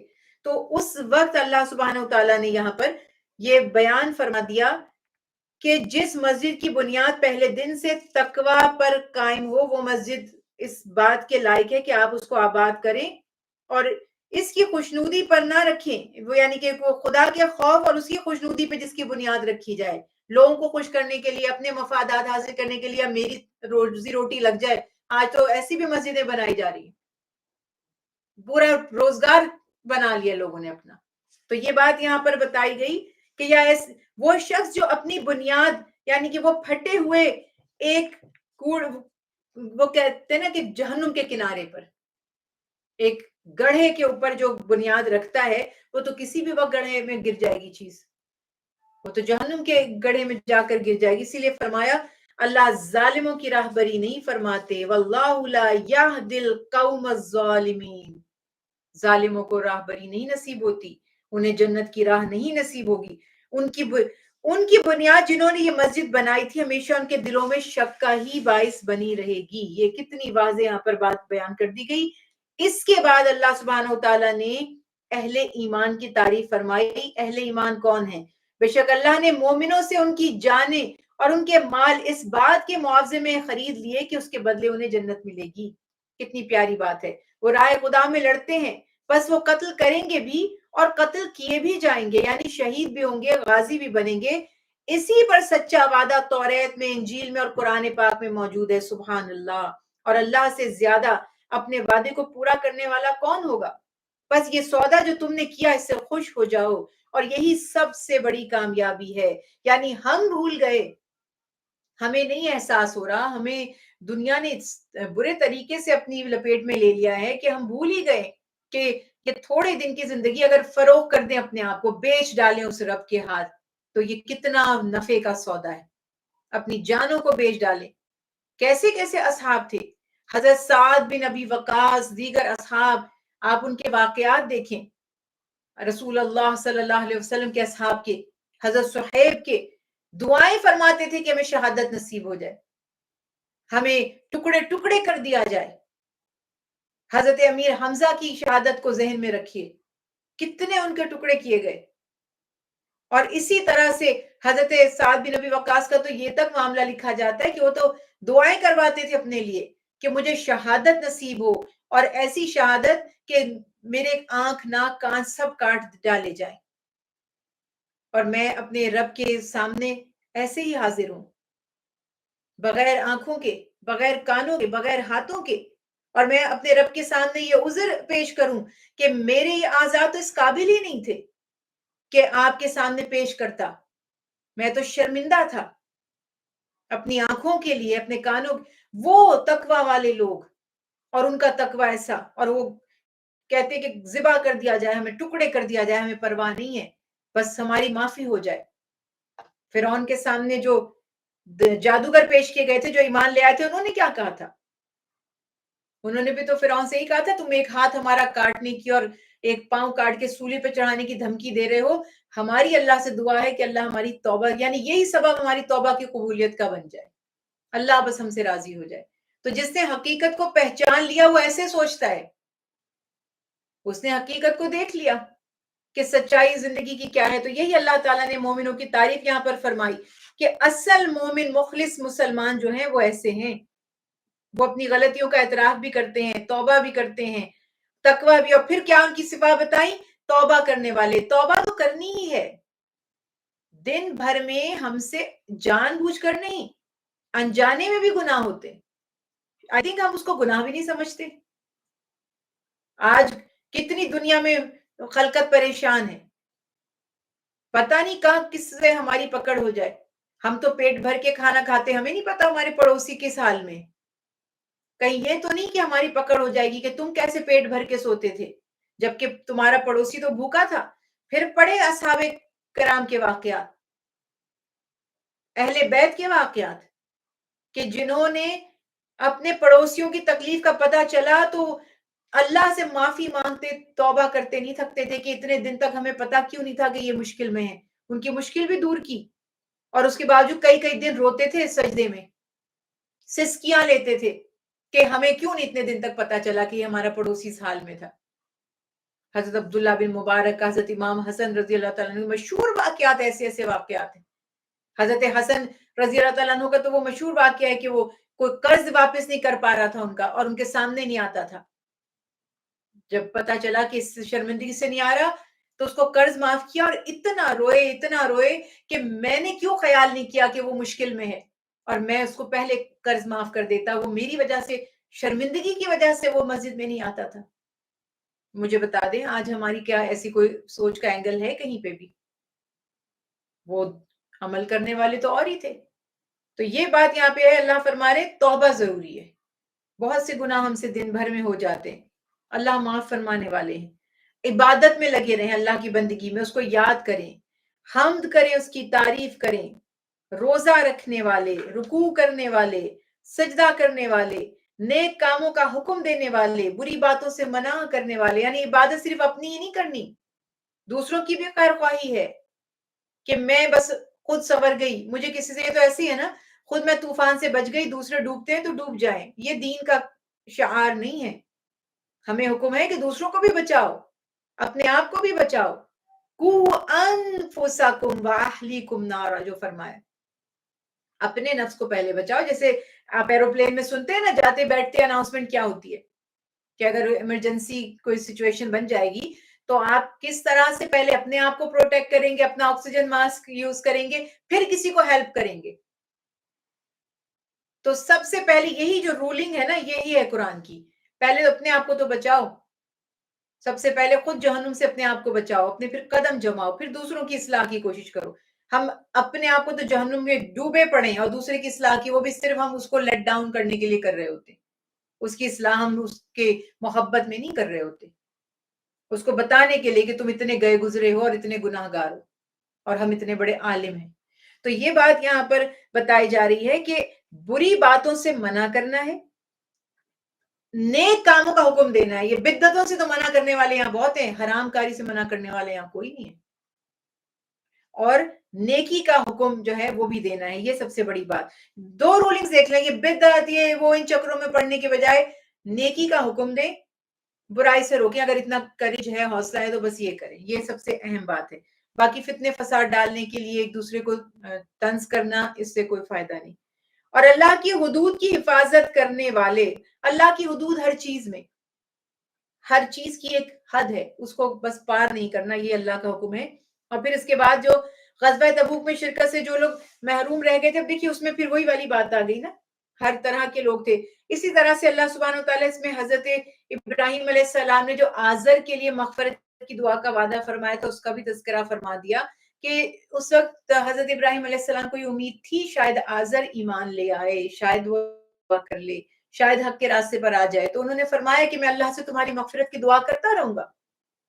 لیکن جب وہ کفر پہ ہی, مطلب شرک کی حالت میں ہی مر گیا, تو پھر اللہ تعالیٰ نے منع فرمایا ابراہیم علیہ السلام سے کہ جو کفر پہ مر جائے اور مشرک مر جائے, اس کے لیے مغفرت کی دعا یا سفارش نہیں کرنی. تو اللہ تعالیٰ خود ہی بیان فرما رہے ہیں کہ جو ابراہیم تھے اواہ حلیم تھے, بہت نرم مزاج, بہت حلم والے, بہت بردبار, بہت انسان کا درد محسوس کرنے والے. یہ ہمارے آبا اجداد ہیں, یہ ہمارے جد امجد ہیں میرے نبی محمد صلی اللہ علیہ وسلم کے. جو آپ رحمت للعالمین ہیں, تو آپ کے باپ دادا کیسے تھے؟ امت کا, قوم کا درد دل میں پیدا کر کے تبلیغ ہوتی ہے. جنہوں نے تبلیغ کرنی ہے وہ ان کی فکر کریں, جیسے اپنے بچے کو جہنم میں یا کہیں تکلیف میں جاتے دیکھنے کا تصور نہیں کر سکتے. یہ فیلنگز پیدا کرنی پڑیں گی تبلیغ کرنے کے لیے کہ مجھے بچانا ہے سب کو, اور مجھے اپنے آپ کو بھی بچانا ہے. تو یہ بات یہاں پر بتا دی کہ وہ اتنے مزاج ان کا نرم تھا کہ وہ تڑپتے تھے کہ اللہ تعالیٰ کا کسی پر عذاب نہ ہو. اور اللہ تعالیٰ شاہ فرماتے ہیں اللہ کا یہ کام نہیں ہے کہ کسی قوم کو اللہ سبحانہ و تعالیٰ ہدایت کے بعد گمراہ فرما دی. ظاہر ہے کہ انسان خود ہی اپنے اعمال کی اصلاح کرتا ہے. اور پھر جو واقعہ یہاں پہ ہم نے بات کی تھی کہ کچھ لوگ ایسے تھے جو نہ تو ان کی نیت بری تھی اور نہ خدا نہ خواستہ وہ بزدل تھے, بس کچھ وجہ سے پیچھے رہ گئے. بے شک اللہ نے نبی اور ان مہاجرین اور انصار کی توبہ قبول کر لی جنہوں نے تنگی کے حال میں بھی نبی کا ساتھ دیا تھا, بعد اس کے کہ ان میں سے ایک فریق کا دل حق پر سے ہٹ چلا تھا. پھر اس کے بعد اللہ نے ان کی توبہ قبول فرمائی کہ اپس اینڈ ڈاؤنز, فلکچویشن ایمان میں ہوتی ہے, ہر کسی کے پاس ہوتی ہے. ایک دفعہ حضرت حنظلہ رضی اللہ تعالیٰ عنہ رسول اللہ صلی اللہ علیہ وسلم کے پاس تشریف لائے اور آ کے کہتے نفق الحنظلہ, میں تو حنظلہ جو ہے تو معاذ اللہ منافق ہو گئے. کیوں پوچھا گیا کیوں؟ فرمایا کہ یا رسول اللہ صلی اللہ علیہ وسلم, جب ہم آپ کے سامنے ہوتے ہیں تو اللہ کی یاد ہمیں تڑپا دیتی ہے اور ہمارا دنیا سے دل بیزار ہو جاتا ہے اور اللہ کی یاد کی طرف, آخرت کی طرف راغب ہو جاتا ہے. لیکن جب ہم آپ سے دور ہوتے ہیں, دنیا میں جاتے ہیں, دنیا کے کاموں میں لگتے ہیں, تو پھر بھول جاتے ہیں.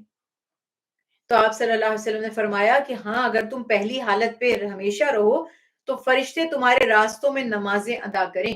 یعنی انسان ایسا نہیں ہے کہ ایک ہی ایمان کے وہ لیول پہ رہے, کبھی بڑھ جاتا ہے ایمان, کبھی کم ہو جاتا ہے, کبھی وہ بہت پرجوش ہو جاتا ہے, کبھی تھوڑا سلو ہو جاتا ہے.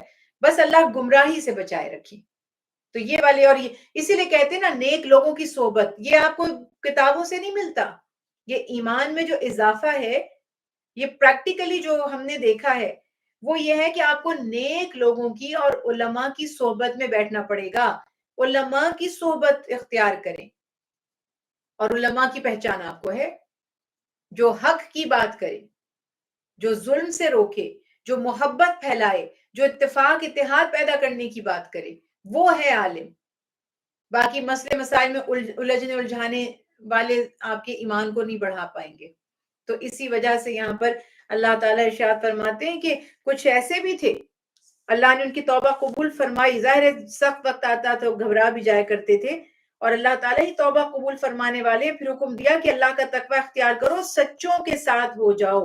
اور پھر ان کی بات یہاں پر بیان کر دی گئی کہ جو کچھ تھوڑی سی کوتاہی کی وجہ سے پیچھے رہ گئے تھے، اللہ سبحانہ تعالیٰ نے ان کی بھی توبہ قبول فرمائی، اور ان میں خاص طور پر حضرت کعب بن مالک، مرارہ بن ربی، حلال بن امیہ رضی اللہ تعالیٰ عنہ جیسے اصحاب تھے، مخلص مسلمان تھے، کسی کو ان کی نیت پہ کوئی شک نہیں تھا، مگر تھوڑی سی بس یہ ان کے سوچے جلدی جلدی سے فلاں فلاں کام نپٹا لیں، یہ ذمہ داری پوری کر لیں تو ساتھ شامل ہو جائیں گے، مگر آپ صلی اللہ علیہ وسلم آگے تشریف لے گئے اور یہ پیچھے ہی بیٹھے رہ گئے، تو انہیں اپنی غلطی کا اتنا احساس تھا بعض روایت میں کہ انہوں نے اپنے آپ کو ستونوں سے باندھ لیا تھا، خود ہی اپنے آپ کو پنش کر لیا تھا، اور اللہ کے حبیب جب واپس آئے تو آپ صلی اللہ علیہ وسلم نے ان سے گفتگو نہیں فرمائی، 50 ڈیز تک ان کا جو معاملہ تھا وہ پینڈنگ میں رہا کہ کیا ان کے ساتھ کیا جائے گا، اور ظاہر ہے کہ یہ سبق ہے ہم سب کے لیے بھی۔ اس کے بعد اللہ تعالیٰ نے ان کی توبہ قبول فرمائی، اور کیا کمال کی بات ہے کہ ایسی توبہ قبول فرمائی کہ اس کے بعد اللہ کے حبیب نے فرمایا آج تو آپ ایسے ہو گئے جیسے اپنی پیدائش کے دن تھے، اتنا اللہ آپ سے راضی ہوا ہے۔ اللہ تعالیٰ جب توبہ کریں تو دیکھیں کیسے توبہ قبول فرماتے ہیں۔ پھر اس کے بعد اہل ایمان کو 4 باتوں کی جو نصیحت کی گئی کہ پہلی بات ہے کہ ظاہر اور پوشیدہ تقوی کو لازم پکڑ لیں، دوسری بات یہ ہے کہ اہل نفاق منافقوں سے دور رہیں۔ دیکھیں مردہ دل بے دین لوگ، اب یہ آپ کی اپنی چوائسیز ہیں، آپ کے لیے کیا امپورٹنٹ ہے۔ دنیا امپورٹنٹ ہوتی ہے، بڑی بڑی پارٹیز جو ہے وہ کی، میں اس سب سسٹم کو اپنی آنکھوں سے دیکھ چکی ہوں، میں کتابی نصیحتیں نہیں کرتی۔ High class, upper class, elite class, سب دیکھیے میں، آپ کو اگر اپنا ایمان بچانا ہے اور روحانیت بڑھانی ہے تو پھر اس کلاس سے وہ نہیں ملے گی۔ اگر آپ کو پروموشنز چاہیے، دنیا چاہیے اور کوئی پوسٹ چاہیے تو وہ ملے گی، تو جس کے پاس جو ہوگا وہ آپ کو وہی دے گا۔ یہ بات یہاں یاد رکھیں کہ منافقوں کی صحبت سے روحانیت نہیں، تقوی نہیں، ایمان نہیں مل سکتا۔ اس لیے اللہ تعالیٰ فرما رہے ہیں کہ آپ سچوں کی صحبت اختیار کریں، سچوں کی صحبت کو اختیار کریں۔ اور تیسری بات یہ کہ زندگی میں وہ جو بات ہے کہ رزق کی تنگی اور کشادگی وہ اللہ کی طرف سے ہے، اس میں دونوں صورتوں میں اپنے اوپر اللہ کے رسول کو ترجیح دیں۔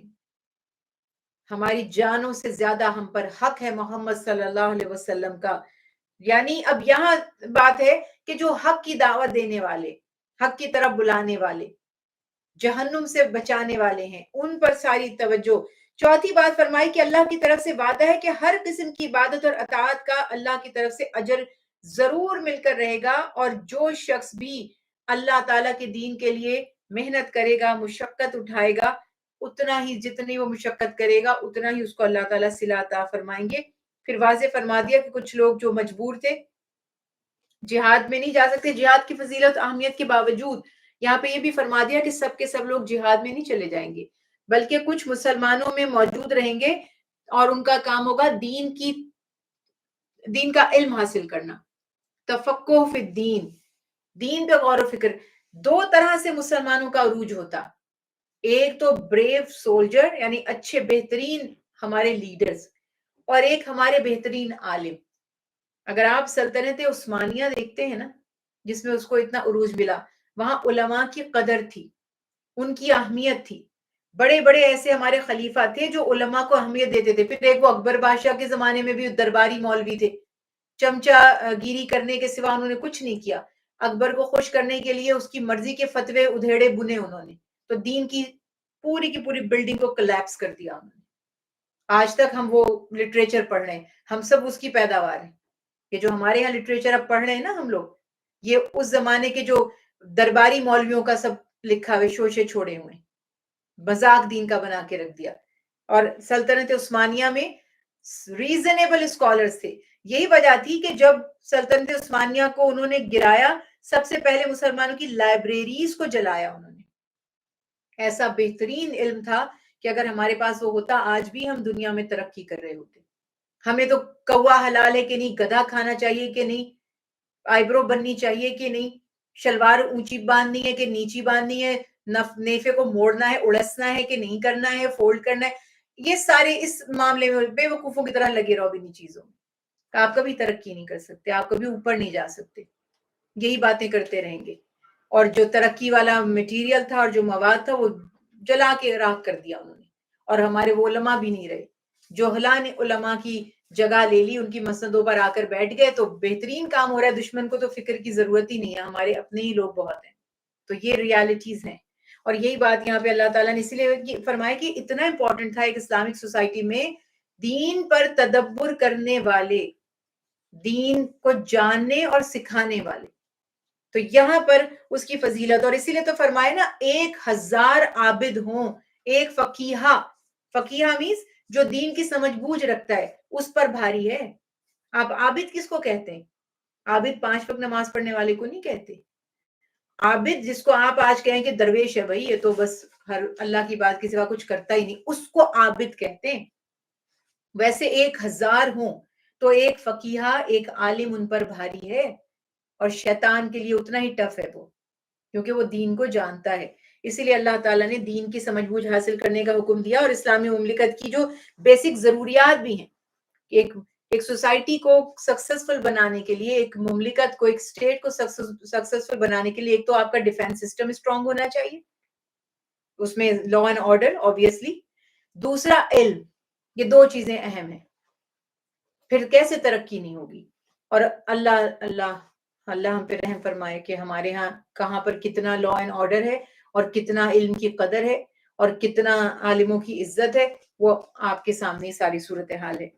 تو اب اللہ سبحانہ و تعالیٰ یہاں پہ ارشاد فرماتے ہیں کہ اسلامی مملکت کی عمارت ان اصولوں پر اگر کھڑی کی جاتی، ظاہر ہے تو پھر یقینی طور پر مستقبل بہتر ہوتا. وہاں پر مدارس ہوتے، مربی ہوتے، معلم ہوتے، قاضی ہوتے، حاکم ہوتے، عامل ہوتے، تو پھر یہ سارا ایک بہترین نظام قائم ہو سکتا تھا. اب کس کی شکایت کریں آپ سے کہ کیا سسٹم ہے، اور کہاں کہاں کون شخص کتنی کون کرپشن کر رہا ہے، بتانا آسان نہیں ہے. میں تو کنفیوز ہو جاتی ہوں کہ کس ڈپارٹمنٹ کو زیادہ کرپٹ بتاؤں. اللہ تعالیٰ بس رحم فرمائے.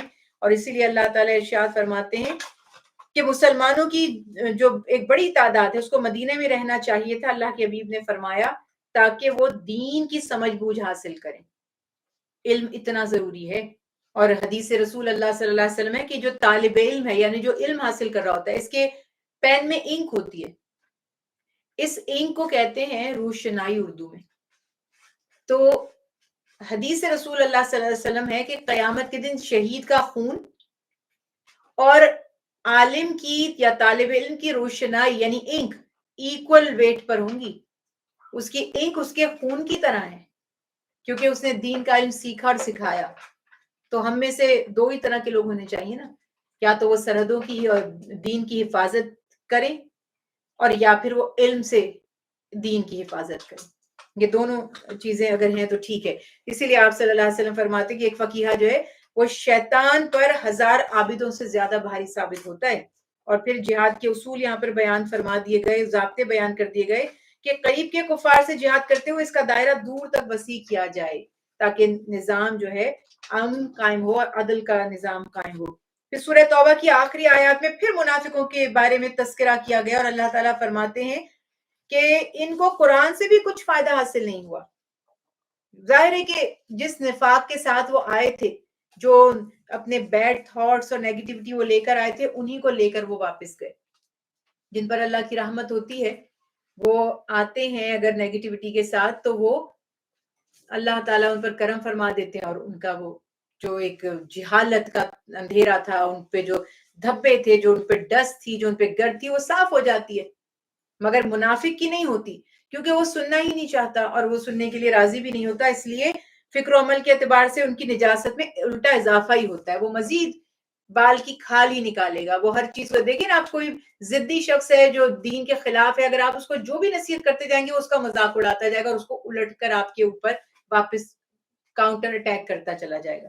اللہ تعالیٰ نے سورت کی آخری آیت میں پیارے رسول صلی اللہ علیہ وسلم کی تعریف بیان فرمائی، اور اتنی پیاری بات فرمائی، لَقَدْ جَاءَكُمْ رَسُولٌ مِّنْ أَنفُسِكُمْ عَزِيزٌ عَلَيْهِ مَا عَنِتُّمْ حَرِيصٌ عَلَيْكُمْ بِالْمُؤْمِنِينَ رَءُوفٌ رَحِيمٌ. کہ تمہیں اس سے بڑی کیا سعادت چاہیے تھی کہ تمہارے درمیان اللہ کے وہ حبیب تشریف لائے، تمہاری ہی جانوں سے ہیں وہ، اور تمہارا مشقت میں پڑھنا، تمہارا تکلیف میں پڑھنا ان کو ناگوار گزرتا ہے، تکلیف پہنچاتا ہے، اور وہ بہت ہی دیکھیں حریص کا لفظ ہے، اردو میں ہم حریص پازیٹیو نہیں کہتے، شدید خواہش کرنے والا کسی چیز کی. تو جب پیارے رسول صلی اللہ علیہ وسلم کے لیے یہ لفظ استعمال کریں گے تو یوں ہی کریں گے کہ وہ تمہاری بھلائی کے شدید خواہش مند ہیں، بے پناہ تمہاری بھلائی چاہنے والے ہیں، ایمان والوں کے لیے یعنی مومنین کے لیے رعوف یعنی نرم دل، بڑے ہی مہربان، رحیم اور بہت زیادہ محبت فرمانے والے، رحم فرمانے والے. یہ رعوف اور رحیم خاص اللہ کے پیارے اسم ہیں. اور دیکھیے اللہ تعالیٰ نے کتنی بڑی عزت اور مرتبہ عطا کی اپنے پیارے حبیب کو کہ دو اپنے ناموں میں سے رسول اللہ صلی اللہ علیہ وسلم کے لیے منتخب فرمائے. اور اس میں شک بھی نہیں ہے کہ آپ صلی اللہ علیہ وسلم اپنی امت بلکہ ساری انسانیت کے حق میں جتنے آپ رحم دل تھے کوئی ہو ہی نہیں سکتا. حضرت عباس رضی اللہ تعالیٰ عنہ فرماتے ہیں کہ اللہ تعالیٰ نے اپنے ناموں میں سے یہ دو نام محمد صلی اللہ علیہ وسلم کے سوا کسی کے لیے جمع نہیں فرمائے. پھر سورہ یونس آگے شروع ہو رہی ہے، بسم اللہ الرحمن الرحیم. سورہ یونس مکی صورتوں میں سے ہے. وجہ تسمیہ ٹائٹل کیا ہے؟ یونس پیغمبر اللہ کے نبی، اللہ کے رسول تھے، اور ان کی قوم جو تھی وہ نینوا جو ان کی قوم جو تھی اس کا تذکرہ یہاں پر کیا گیا. اس صورت کے بھی جو بنیادی عقائد ہیں ایمان، توحید، رسالت، جو مکی صورتوں کا عام طور پہ مزاج ہوا کرتا ہے. سورت کی ابتدا میں اللہ تعالیٰ کے کلام کا تذکرہ کیا گیا، حروف مقطعات سے ابتدا کی گئی. الف لام را تلک آیات الکتاب الحکیم، کہ یہ کسی معمولی کتاب کے الفاظ نہیں ہیں، یہ حکمت سے بھری ہوئی کتاب قرآن کے الفاظ ہیں. اس کا ایک ایک لفظ حکمت ہے، دانائی ہے، وزڈم ہے، اس میں نصیحت ہے. بس غور کرنے والے جو ہے نا وہ دماغ اور سننے والے کان وہ چاہیے. اور اللہ تعالیٰ ارشاد فرماتے ہیں کہ ہمیشہ کی طرح کیا لوگوں کو اس بات پر تعجب ہے کہ اللہ نے ایک اپنے بندے پر اپنا پیغام اتار دیا، اور وہ جو ان میں سے ایمان لائے اور جو خوشخبری دے. تو اللہ تعالیٰ ارشاد فرماتے ہیں کہ جو اہل ایمان اپنے نبی کی دعوت پر یقین کرتے ہیں، ایمان لاتے ہیں ان کے لیے، اور وہ اس پر قائم رہتے ہیں اس تعلیمات پر. تو اللہ تعالیٰ ارشاد فرماتے جو ان میں سے ایمان لائے ہیں ان کو خوشخبری سنا دیجئے کہ ان کے رب کے پاس ان کا سچا مرتبہ ہے. اور کافروں کو جب نصیحت کی جاتی ہے تو کافروں نے تو کہہ دیا کہ یہ تو جادو ہے، معاذ اللہ، ان کو تو نصیحت ہمیشہ جادو ہی لگا کرتی ہے. بے شک آپ کا پروردگار وہی خدا ہے جس نے آسمانوں اور زمین کو 6 دن میں بنایا، پھر عرش پر ارادہ فرمایا. اب یہ سب اللہ تعالیٰ کی قدرتوں کا یہاں پر بیان کیا جا رہا ہے. رات اور دن اس نے کس طرح سے تخلیق فرمائے، نظام پورا کس طرح سے اللہ تعالیٰ نے کائنات کا قائم فرمایا، اس کی ربوبیت پر، اس کی قدرت پر، اس کی ایگزسٹنس پر. جتنا زیادہ آپ کائنات پر غور و فکر کریں گے ایمان بڑھتا چلا جائے گا، کیونکہ ہر چیز لنک ہوتی چلی جائے گی. اس نظام اور دلائل قدرت میں غور و فکر کرنے کے بعد اب اللہ تعالیٰ فرما رہے ہیں انسان 2 گروہوں میں بڑھ جاتے ہیں. ایک وہ ہوتے ہیں جو تکذیب کر دیتے ہیں، جیسے انہوں نے کہہ دیا تو جادو ہے، اور دوسرے وہ ہوتے ہیں جو تصدیق کر دیتے ہیں کہ بے شک یہ ہمارے رب کی طرف سے ہے. تو تکذیب کرنے والوں کا ٹھکانہ جہنم ہے، اور جو تصدیق کرنے والے ہیں ان کا ٹھکانہ ابدی جو ہے وہ دائمی باغات ہے، جنت ہے. تکذیب کرنے کی جو وجہ بیسیکلی ہے انسان کی فطرت میں عجلت ہے، جلد بازی. آپ نے ایک چیز اور محسوس کی ہوگی، کچھ لوگوں سے اگر بات کی جاتی ہے تو وہ بغیر جانے پوچھے سوال کیے یا تسلی کیے فوراً آپ کی بات کو ڈینائی کر دیتے، یعنی کہ کوئی اس پہ دلیل بھی نہیں مانگتے کہ بھئی اچھا اگر ایسا ہے تو تھوڑا آپ کو ٹائم دیں کہ آپ ثابت کریں اپنی بات کو، یا کیسے آپ یہ بات کہہ رہے ہیں. وہ جو ان کی عجلت ہے وہ ان کی نیرو مائنڈڈ ہونے کی علامت ہے. ان کا ویژن وہ براڈ نہیں ہے، اور ان کو جتنا پتا ہے وہ، اور یہ ہمارے یہاں دین کے معاملے میں تو بہت ہی زیادہ ہوتا ہے، بہت ہی زیادہ ہوتا ہے کہ اگر آپ کوئی ایسی بات بتائیں جو لوگ سے اتفاق نہیں کرتے، انہوں نے سنی بھی نہیں ہے، وہ آپ سے نہیں پوچھیں گے کہ آپ کس بنیاد پر بات کہہ رہے ہیں، نہیں یوں تو نہیں ہوتا، یوں ہوتا ہے، یہ تو جائز ہے، یہ تو ناجائز نہیں ہے. تو یہ سارے یہ معاملات ہیں، اور اللہ تعالیٰ یہاں پہ یہ ارشاد فرما رہے ہیں کہ چونکہ ان کی فطرت میں جلد بازی ہے تو اس وجہ سے وہ کائنات میں غور و فکر نہیں کرتے، اور بعض اوقات عجلت میں اللہ سے بھی دعائیں مانگتے ہیں اور عذاب اور ہلاکت کی دعائیں بھی مانگتے ہیں. یہ عذاب اور ہلاکت کی دعائیں بھی دراصل وہ تکذیب اور طنز کے لیے مانگا کرتے ہیں. اچھا اگر ہم جھوٹے ہیں اگر ہم غلط ہیں تو پھر اللہ کا عذاب ہم پر آ کیوں نہیں جاتا؟ اب یہ بات ان کے کہنے کی جرت کیوں ہوئی؟ کیونکہ ان کو یقین نہیں تھا کہ عذاب آئے گا. تو اللہ تعالیٰ ارشاد فرماتے ہیں تم کتنے بد نصیب ہو، خیر کی دعا کرنے کے بجائے شر کی دعا کرے. اور اگر اس بات کو میں اپنے حساب سے ہمارے مسلمانوں کے لیے دیکھوں تو اس کو یوں اینگل ایک بنایا جا سکتا ہے. میں یہ نہیں کہہ رہی یہ ہے، میں آپ کو کہہ رہی ہوں کہ یہ ہو سکتا ہے سم ٹائمز ہم کوئی چیز مانگتے ہیں اللہ سے اور بڑے ڈیسپریٹ ہیں، بہت ہی زیادہ تڑپ رہے ہیں کہ ہمیں مل جائے، مگر ہمیں نہیں پتا ہوتا کہ وہ چیز ہمارے لیے شر ہے. یقین جانیے زندگی میں بہت دفعہ آپ کو بھی ایسا محسوس ہوا ہوگا کہ آپ اس لمحے کو پہلے دن کو ریگریٹ کرتے ہیں اور کوستے ہیں، ہائے کاش ہم نے یہ پہلا جو سٹیپ لیا تھا یہ نہ لیا ہوتا، کاش ہم نے یہ کام نہ کیا ہوتا، کاش ہم نے چیز نہ مانگی ہوتی. یہ جلد بازی اس لیے بات ہے کہ جو چیز بھی آپ اللہ سے مانگے چاہتے ہیں تو اس میں اللہ سے یہ دعا کریں کہ مجھے خیر کے ساتھ عطا کیجیے. اس وقت تو بس جو نظر آ رہا ہوتا ہے نا کہ بس فوراً مل جائے، حاصل ہو جائے، اور یہی اچیومنٹ لگ رہی ہوتی ہے. تو یہ اللہ تعالیٰ فرما رہے ہیں کہ انسان کو پتہ ہی نہیں ہوتا کہ وہ اپنی خیر کی نہیں شر کی دعا مانگ رہا ہے، اور وہ بے صبر ہے، بے چین ہے کہ میری دعا پوری کیوں نہیں ہو رہی، بس جلدی سے پوری ہو جائے. تو اس لیے یہاں پر یہ بات بیان کی جا رہی ہے. اور جھٹلانے والوں کا حال یہ ہے کہ قرآن کو جھٹلانے اور اس کا مذاق اڑانے سے بھی باز نہیں آتے. اور رسول اللہ صلی اللہ علیہ وسلم یا جس طرح ان کے انبیاء کرام آتے تھے اپنے نبیوں تک سے اعتراض کیا کرتے تھے، اور رسول اللہ صلی اللہ علیہ وسلم سے مشرکین کہتے تھے آپ کوئی دوسرا قرآن لے آئیں یا اس میں کچھ تبدیلیاں کر دیں، یعنی ہماری مرضی کی آیات ہوں. اب ہم نے یہ جرات تو نہیں کی، مگر ہم یہ ضرور کرتے ہیں کہ اپنی مرضی کی آیات ہی سمجھتے ہیں اور وہی ہم ایکسپلین کرتے ہیں. تو یہ بات یہاں پر بتا دی گئی. اللہ کے بھی فرماتے ہیں جواب میں مجھے اس میں سے کسی بات کا اختیار نہیں ہے، نہ تو میں دوسرا قرآن لا سکتا ہوں نہ اس میں تبدیلی کر سکتا ہوں، کیونکہ میں تو پیغامبر ہوں، امین ہوں. جو پیغام اللہ کا میری طرف آتا ہے تمہیں پڑھ کر سنا دیتا ہوں. میں تو وہی کا اتباع کرتا ہوں، پابند ہوں. اب یہ یہود کے عادت اور مزاج تھا کہ کوئی رچ انفلوئنشل بڑا سردار کوئی گناہ کرے تو وہ ٹویسٹ کر دیتے تھے احکامات کو، اس کے لیے بدل دیتے تھے، آیات کو چھپا دیا کرتے تھے، اس کو سزا سے بچا لیا جاتا تھا. اور آج بھی یہ دنیا میں رائج ہے، قوانین کو ٹویسٹ کیا جاتا ہے، لوپ ہولز نکالے جاتے ہیں اس میں سے بڑے آدمی کے جرم کو چھپانے کے لیے. کیا اس میں مجھے اور آپ میں سے کسی کو شک ہے؟ کتنا کیا کچھ نہیں ہوتا، کیسی کیسی شکیں نکال لی جاتی ہیں، پوری کی پوری وہ کہنا چاہیے کہ کانسٹیٹیوشن چینج کر دیے جاتے ہیں. تو یہ ساری باتیں یہاں پہ ذہن میں رکھنی ہوتی ہیں کہ جب رول کا جو ہے نا، رول کا رول یہ ہے کہ کوئی بھی ابو دی لا نہیں ہے، سب اس کو فالو کریں گے.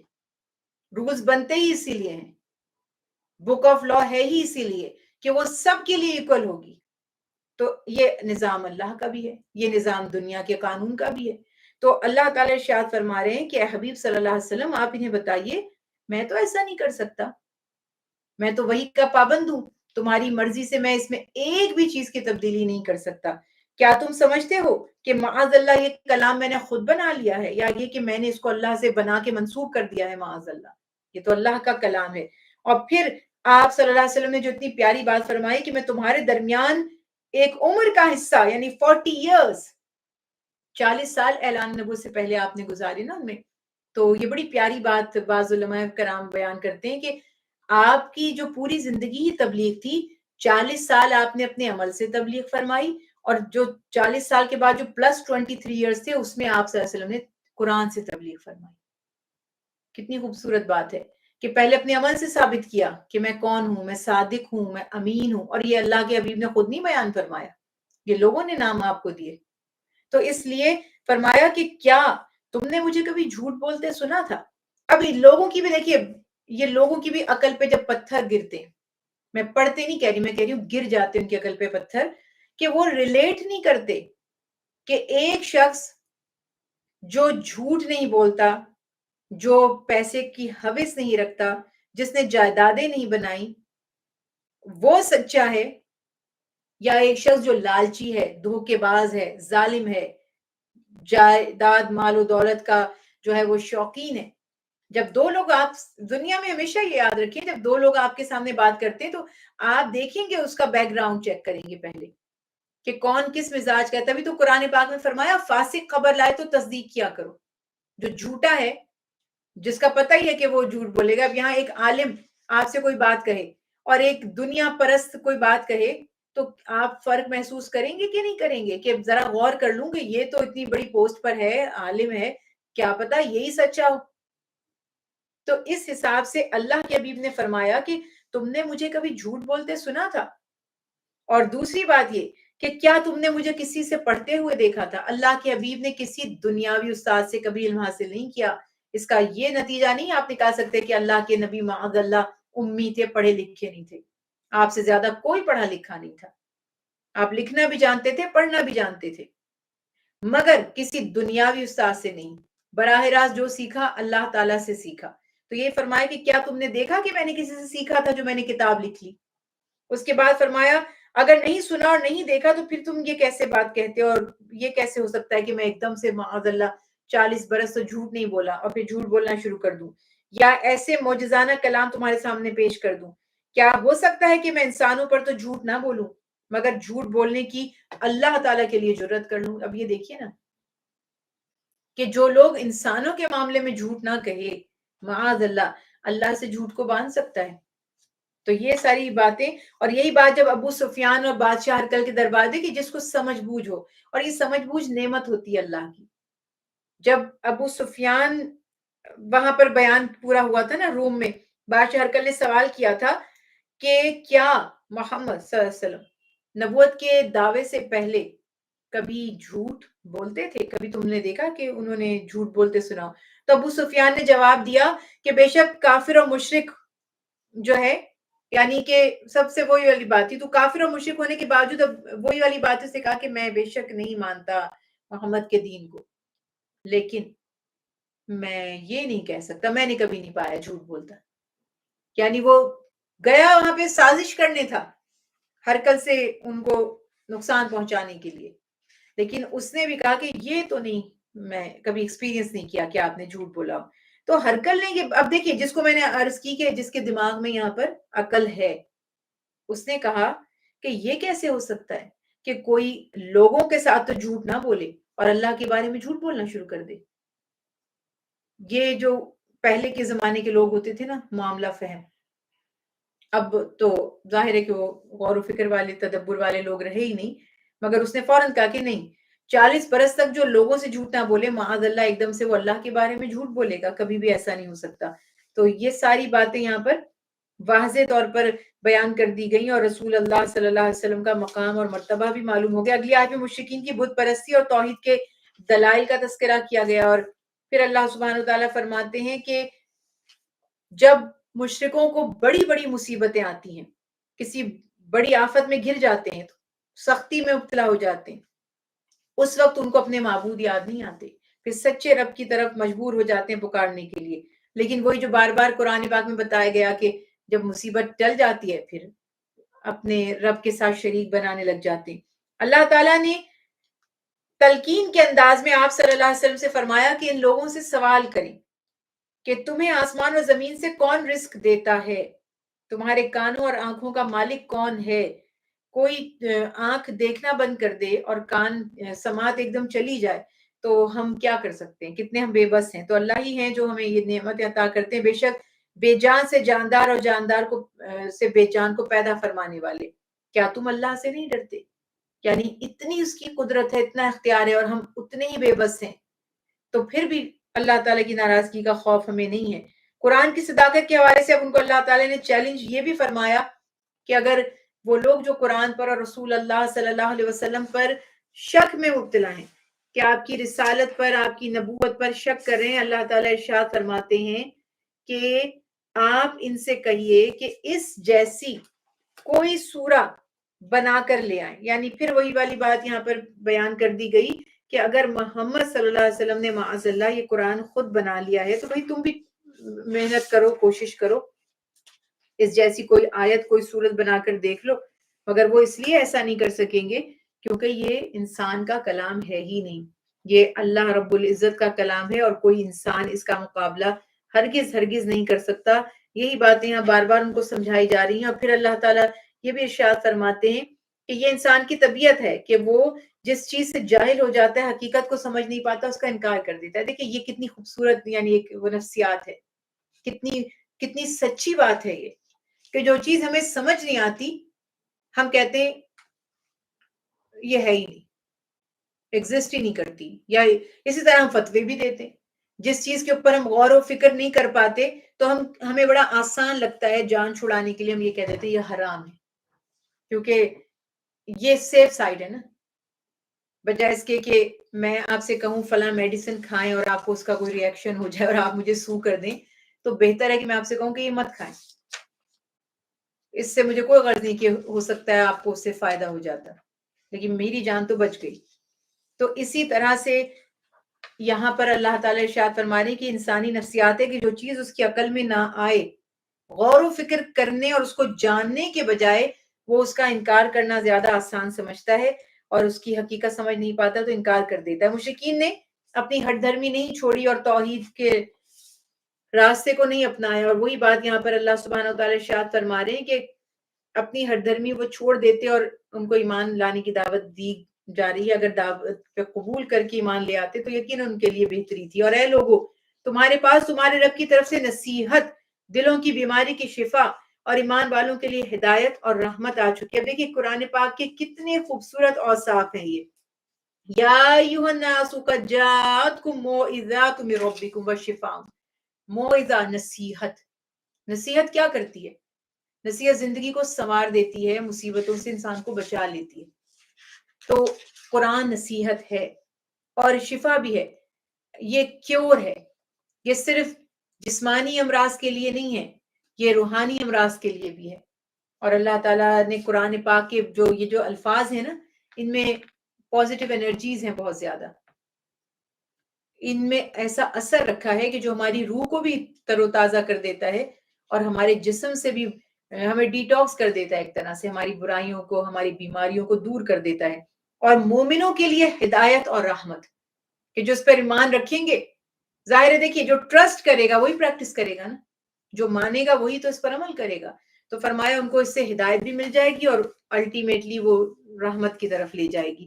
تو کہہ دیجئے کہ خدا کے فضل اور رحمت ہی سے انہیں خوش ہو جانا چاہیے. جو کچھ وہ جمع کرتے ہیں وہ اس سے بہتر ہے. قل بفضل اللہ وبرحمتہ فبذلک فلیفرحوا.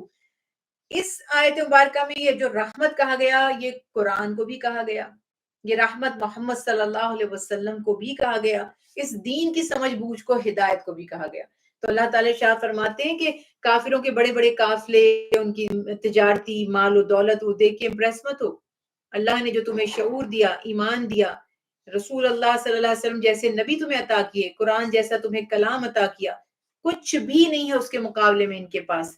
یہ دنیا کا مال یہ مچھر کے پر جتنی بھی اللہ کی نظر میں اس کی حقیقت نہیں ہے. کہہ دیجئے ذرا غور تو کرو، جو کچھ رزق اللہ نے تمہارے لیے نازل کیا، اگر اس میں سے تم نے حلال قرار دیا اور کسی چیز کو تم نے حرام کر لیا، دریافت کرو کہ آیا اللہ نے تم کو اس کا حکم دیا ہے یا تم خدا پر جھوٹ باندھتے ہو. یعنی اپنی مرضی سے چیزوں کی حلت اور حرمت ثابت کرنا، اس سے بھی اللہ سبحانہ و تعالیٰ نے سختی سے منع فرمایا. پھر اللہ نے اپنے دوستوں کی تعریف بھی بیان فرمائی کہ جو اللہ کے ولی ہیں ان پر کوئی خوف کوئی ملال نہیں، وہی ہے. اچھا یہ بھی بتا دیا کہ ہے کون ولی؟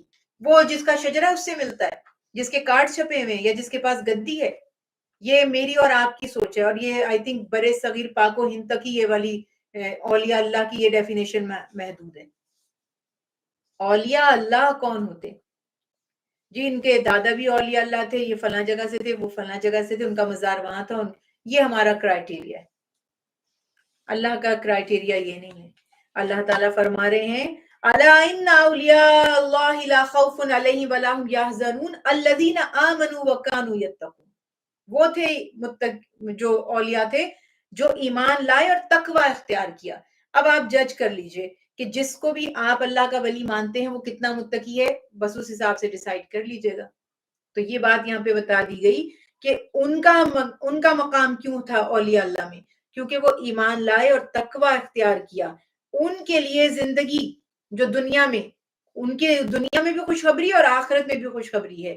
اور اللہ تعالیٰ کے کلمات میں کوئی تبدیلی نہیں ہوگی. ذَلِكَ هُوَ الْفَوْزُ الْعَظِيمُ، یہی سب سے بڑی کامیابی ہے. اور آپ کو ان کی باتیں رنجیدہ نہ کریں. ظاہر ہے کہ جو ایمان نہیں لاتے، پرواہ مت کیجیے، بے شک عزت سب کی سب اللہ کے لیے ہے، اور اللہ تعالیٰ سننے والے اور جاننے والے بھی ہیں. پھر اس کے بعد یہاں پر اللہ سبحانہ تعالیٰ نے واقعات بھی بیان فرما دیے، مختلف قصے بھی بیان کیے نصیحت حاصل کرنے کے لیے. سب سے پہلا قصہ شیخ الانبیاء کا. شیخ الانبیاء کسے کہتے ہیں؟ حضرت نوح علیہ السلام کو، کیونکہ آلموسٹ 1000 ایئرز ان کی عمر مبارک تھی، اور سب سے بڑی عمر ان کی تھی، طویل عمر تھی. اور اس کے باوجود 950 سال کی تبلیغ میں صرف 80 لوگ ایمان لائے. اور اسی طرح سے پھر حضرت موسیٰ علیہ السلام، حضرت ہارون علیہ السلام کا ذکر کیا، کس طرح فرعون سے انہوں نے مقابلہ کیا. اس کی جو کنگڈم تھی، اس کا جو اختیار تھا، اس کی جو پاور تھی، اس کا جو لشکر تھا، اس کی جو ظالم فوج تھی، کسی سے مرعوب نہیں ہوئے.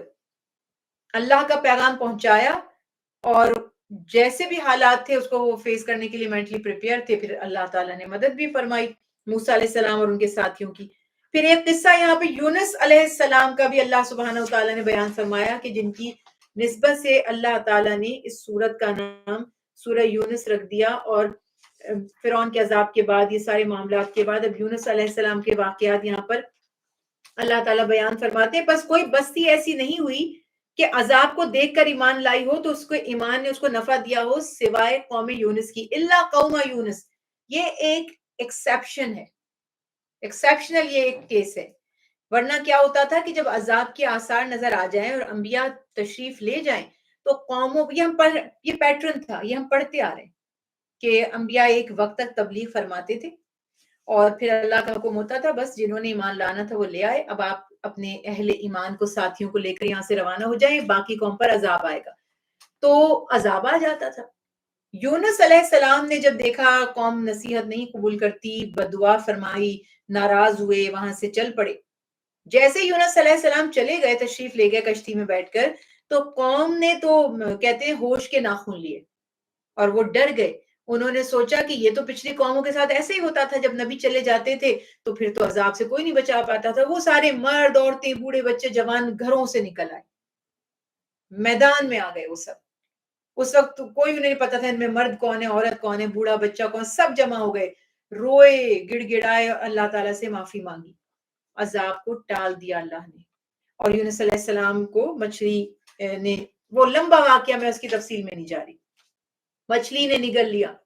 پھر وہاں پہ لا الہ الا انت سبحانک انی کنت من الظالمین کی تسبیح فرماتے رہے. پھر اللہ سبحانہ وتعالی نے اپنی رحمت سے انہیں نجات بھی عطا فرما دی. واپس ان کی قوم کی طرف بھیجا. ان کی قوم جو تھی وہ پھر ایمان لا چکی تھی، انہوں نے معذرت کی اور معافی مانگی، اور اس وقت تک، ایک محدود وقت تک کے لیے اللہ سبحانہ وتعالی نے ان کا جو عذاب تھا وہ ٹال دیا. تو قرآن کریم میں حضرت یونس علیہ السلام کا تقریباً نام 4 جگہ پر آیا ہے، اور وہ 2 جگہ پر ان کو مچھلی والے ذنون بھی جو ہے وہ بھی کہا گیا ہے، اس سے بھی تذکرہ کیا گیا.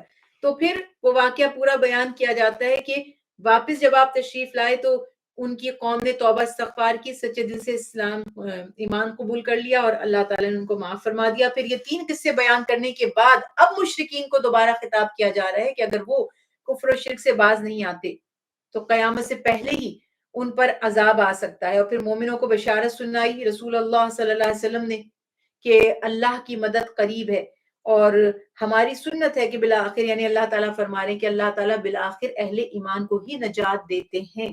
اور یونس علیہ السلام کی جو یہ پوری سورہ یونس کی ابتدا جو ہے قرآن کریم کے ذکر سے ہوئی تھی، اسی طرح سے اس کے اینڈ پر بھی اللہ تعالیٰ ارشاد فرماتے ہیں کہ فرما دیجئے انسانوں، تمہارے پاس تمہارے رب کی طرف سے حق یعنی قرآن آ چکا، تو جو کوئی ہدایت حاصل کرتا ہے تو اس ہدایت کا فائدہ اسی کو ہوگا، اور جو گمراہی کا راستہ اختیار کرتا ہے تو گمراہی کا وبال بھی اسی پر پڑے گا. آپ فرما دیجئے کہ میں تم پر وکیل نہیں ہوں. یعنی معاذ اللہ کو ہماری عبادت کرنے، ایمان لانے، اللہ کے حبیب کو ہمارے ایمان لانے سے کوئی فائدہ نہیں حاصل ہوتا. سراسر یہ فائدہ اسی کو نصیب ہوگا جو ایمان لائے گا. اس کے برعکس اگر ہم کفر کرتے ہیں تو نہ تو اللہ کی شان میں اور نہ مقام رسالت میں اس سے کوئی کمی آتی. اللہ تعالیٰ ارشاد فرماتے ہیں تم اگر گمراہی اختیار کرو گے تم اس کا وبال تم ہی بھگتو گے. میرے نبی تم پر یعنی تمہارے ذمہ دار نہیں ہیں، رسپانسبل نہیں ہے تمہارے، میرے نبی کو تم دکھ نہیں پہنچا سکتے، اور نہ ہی اللہ تعالیٰ ایک طرح سے اپنے نبی کی دلجوئی بھی فرما رہے ہیں، آپ غم مت کیجیے، آپ کا کام صرف پیغام پہنچا دینا تھا، وہ آپ نے پہنچا دیا، آپ ان کے لیے اپنی جان کو تکلیف میں نہ ڈالیں۔ ہیں پیغمبر، آپ اسی کا اتباع کیجئے جو کلام آپ کی طرف وحی کیا جاتا ہے، اور صبر کیجئے یہاں تک کہ اللہ سبحانہ وتعالیٰ فیصلہ فرما دے، اور سب سے بہتر فیصلہ فرمانے والے اللہ تعالیٰ ہی ہیں۔ وَمَا عَلَيْنَا إِلَّا الْبَلَاغُ الْمُبِينُ۔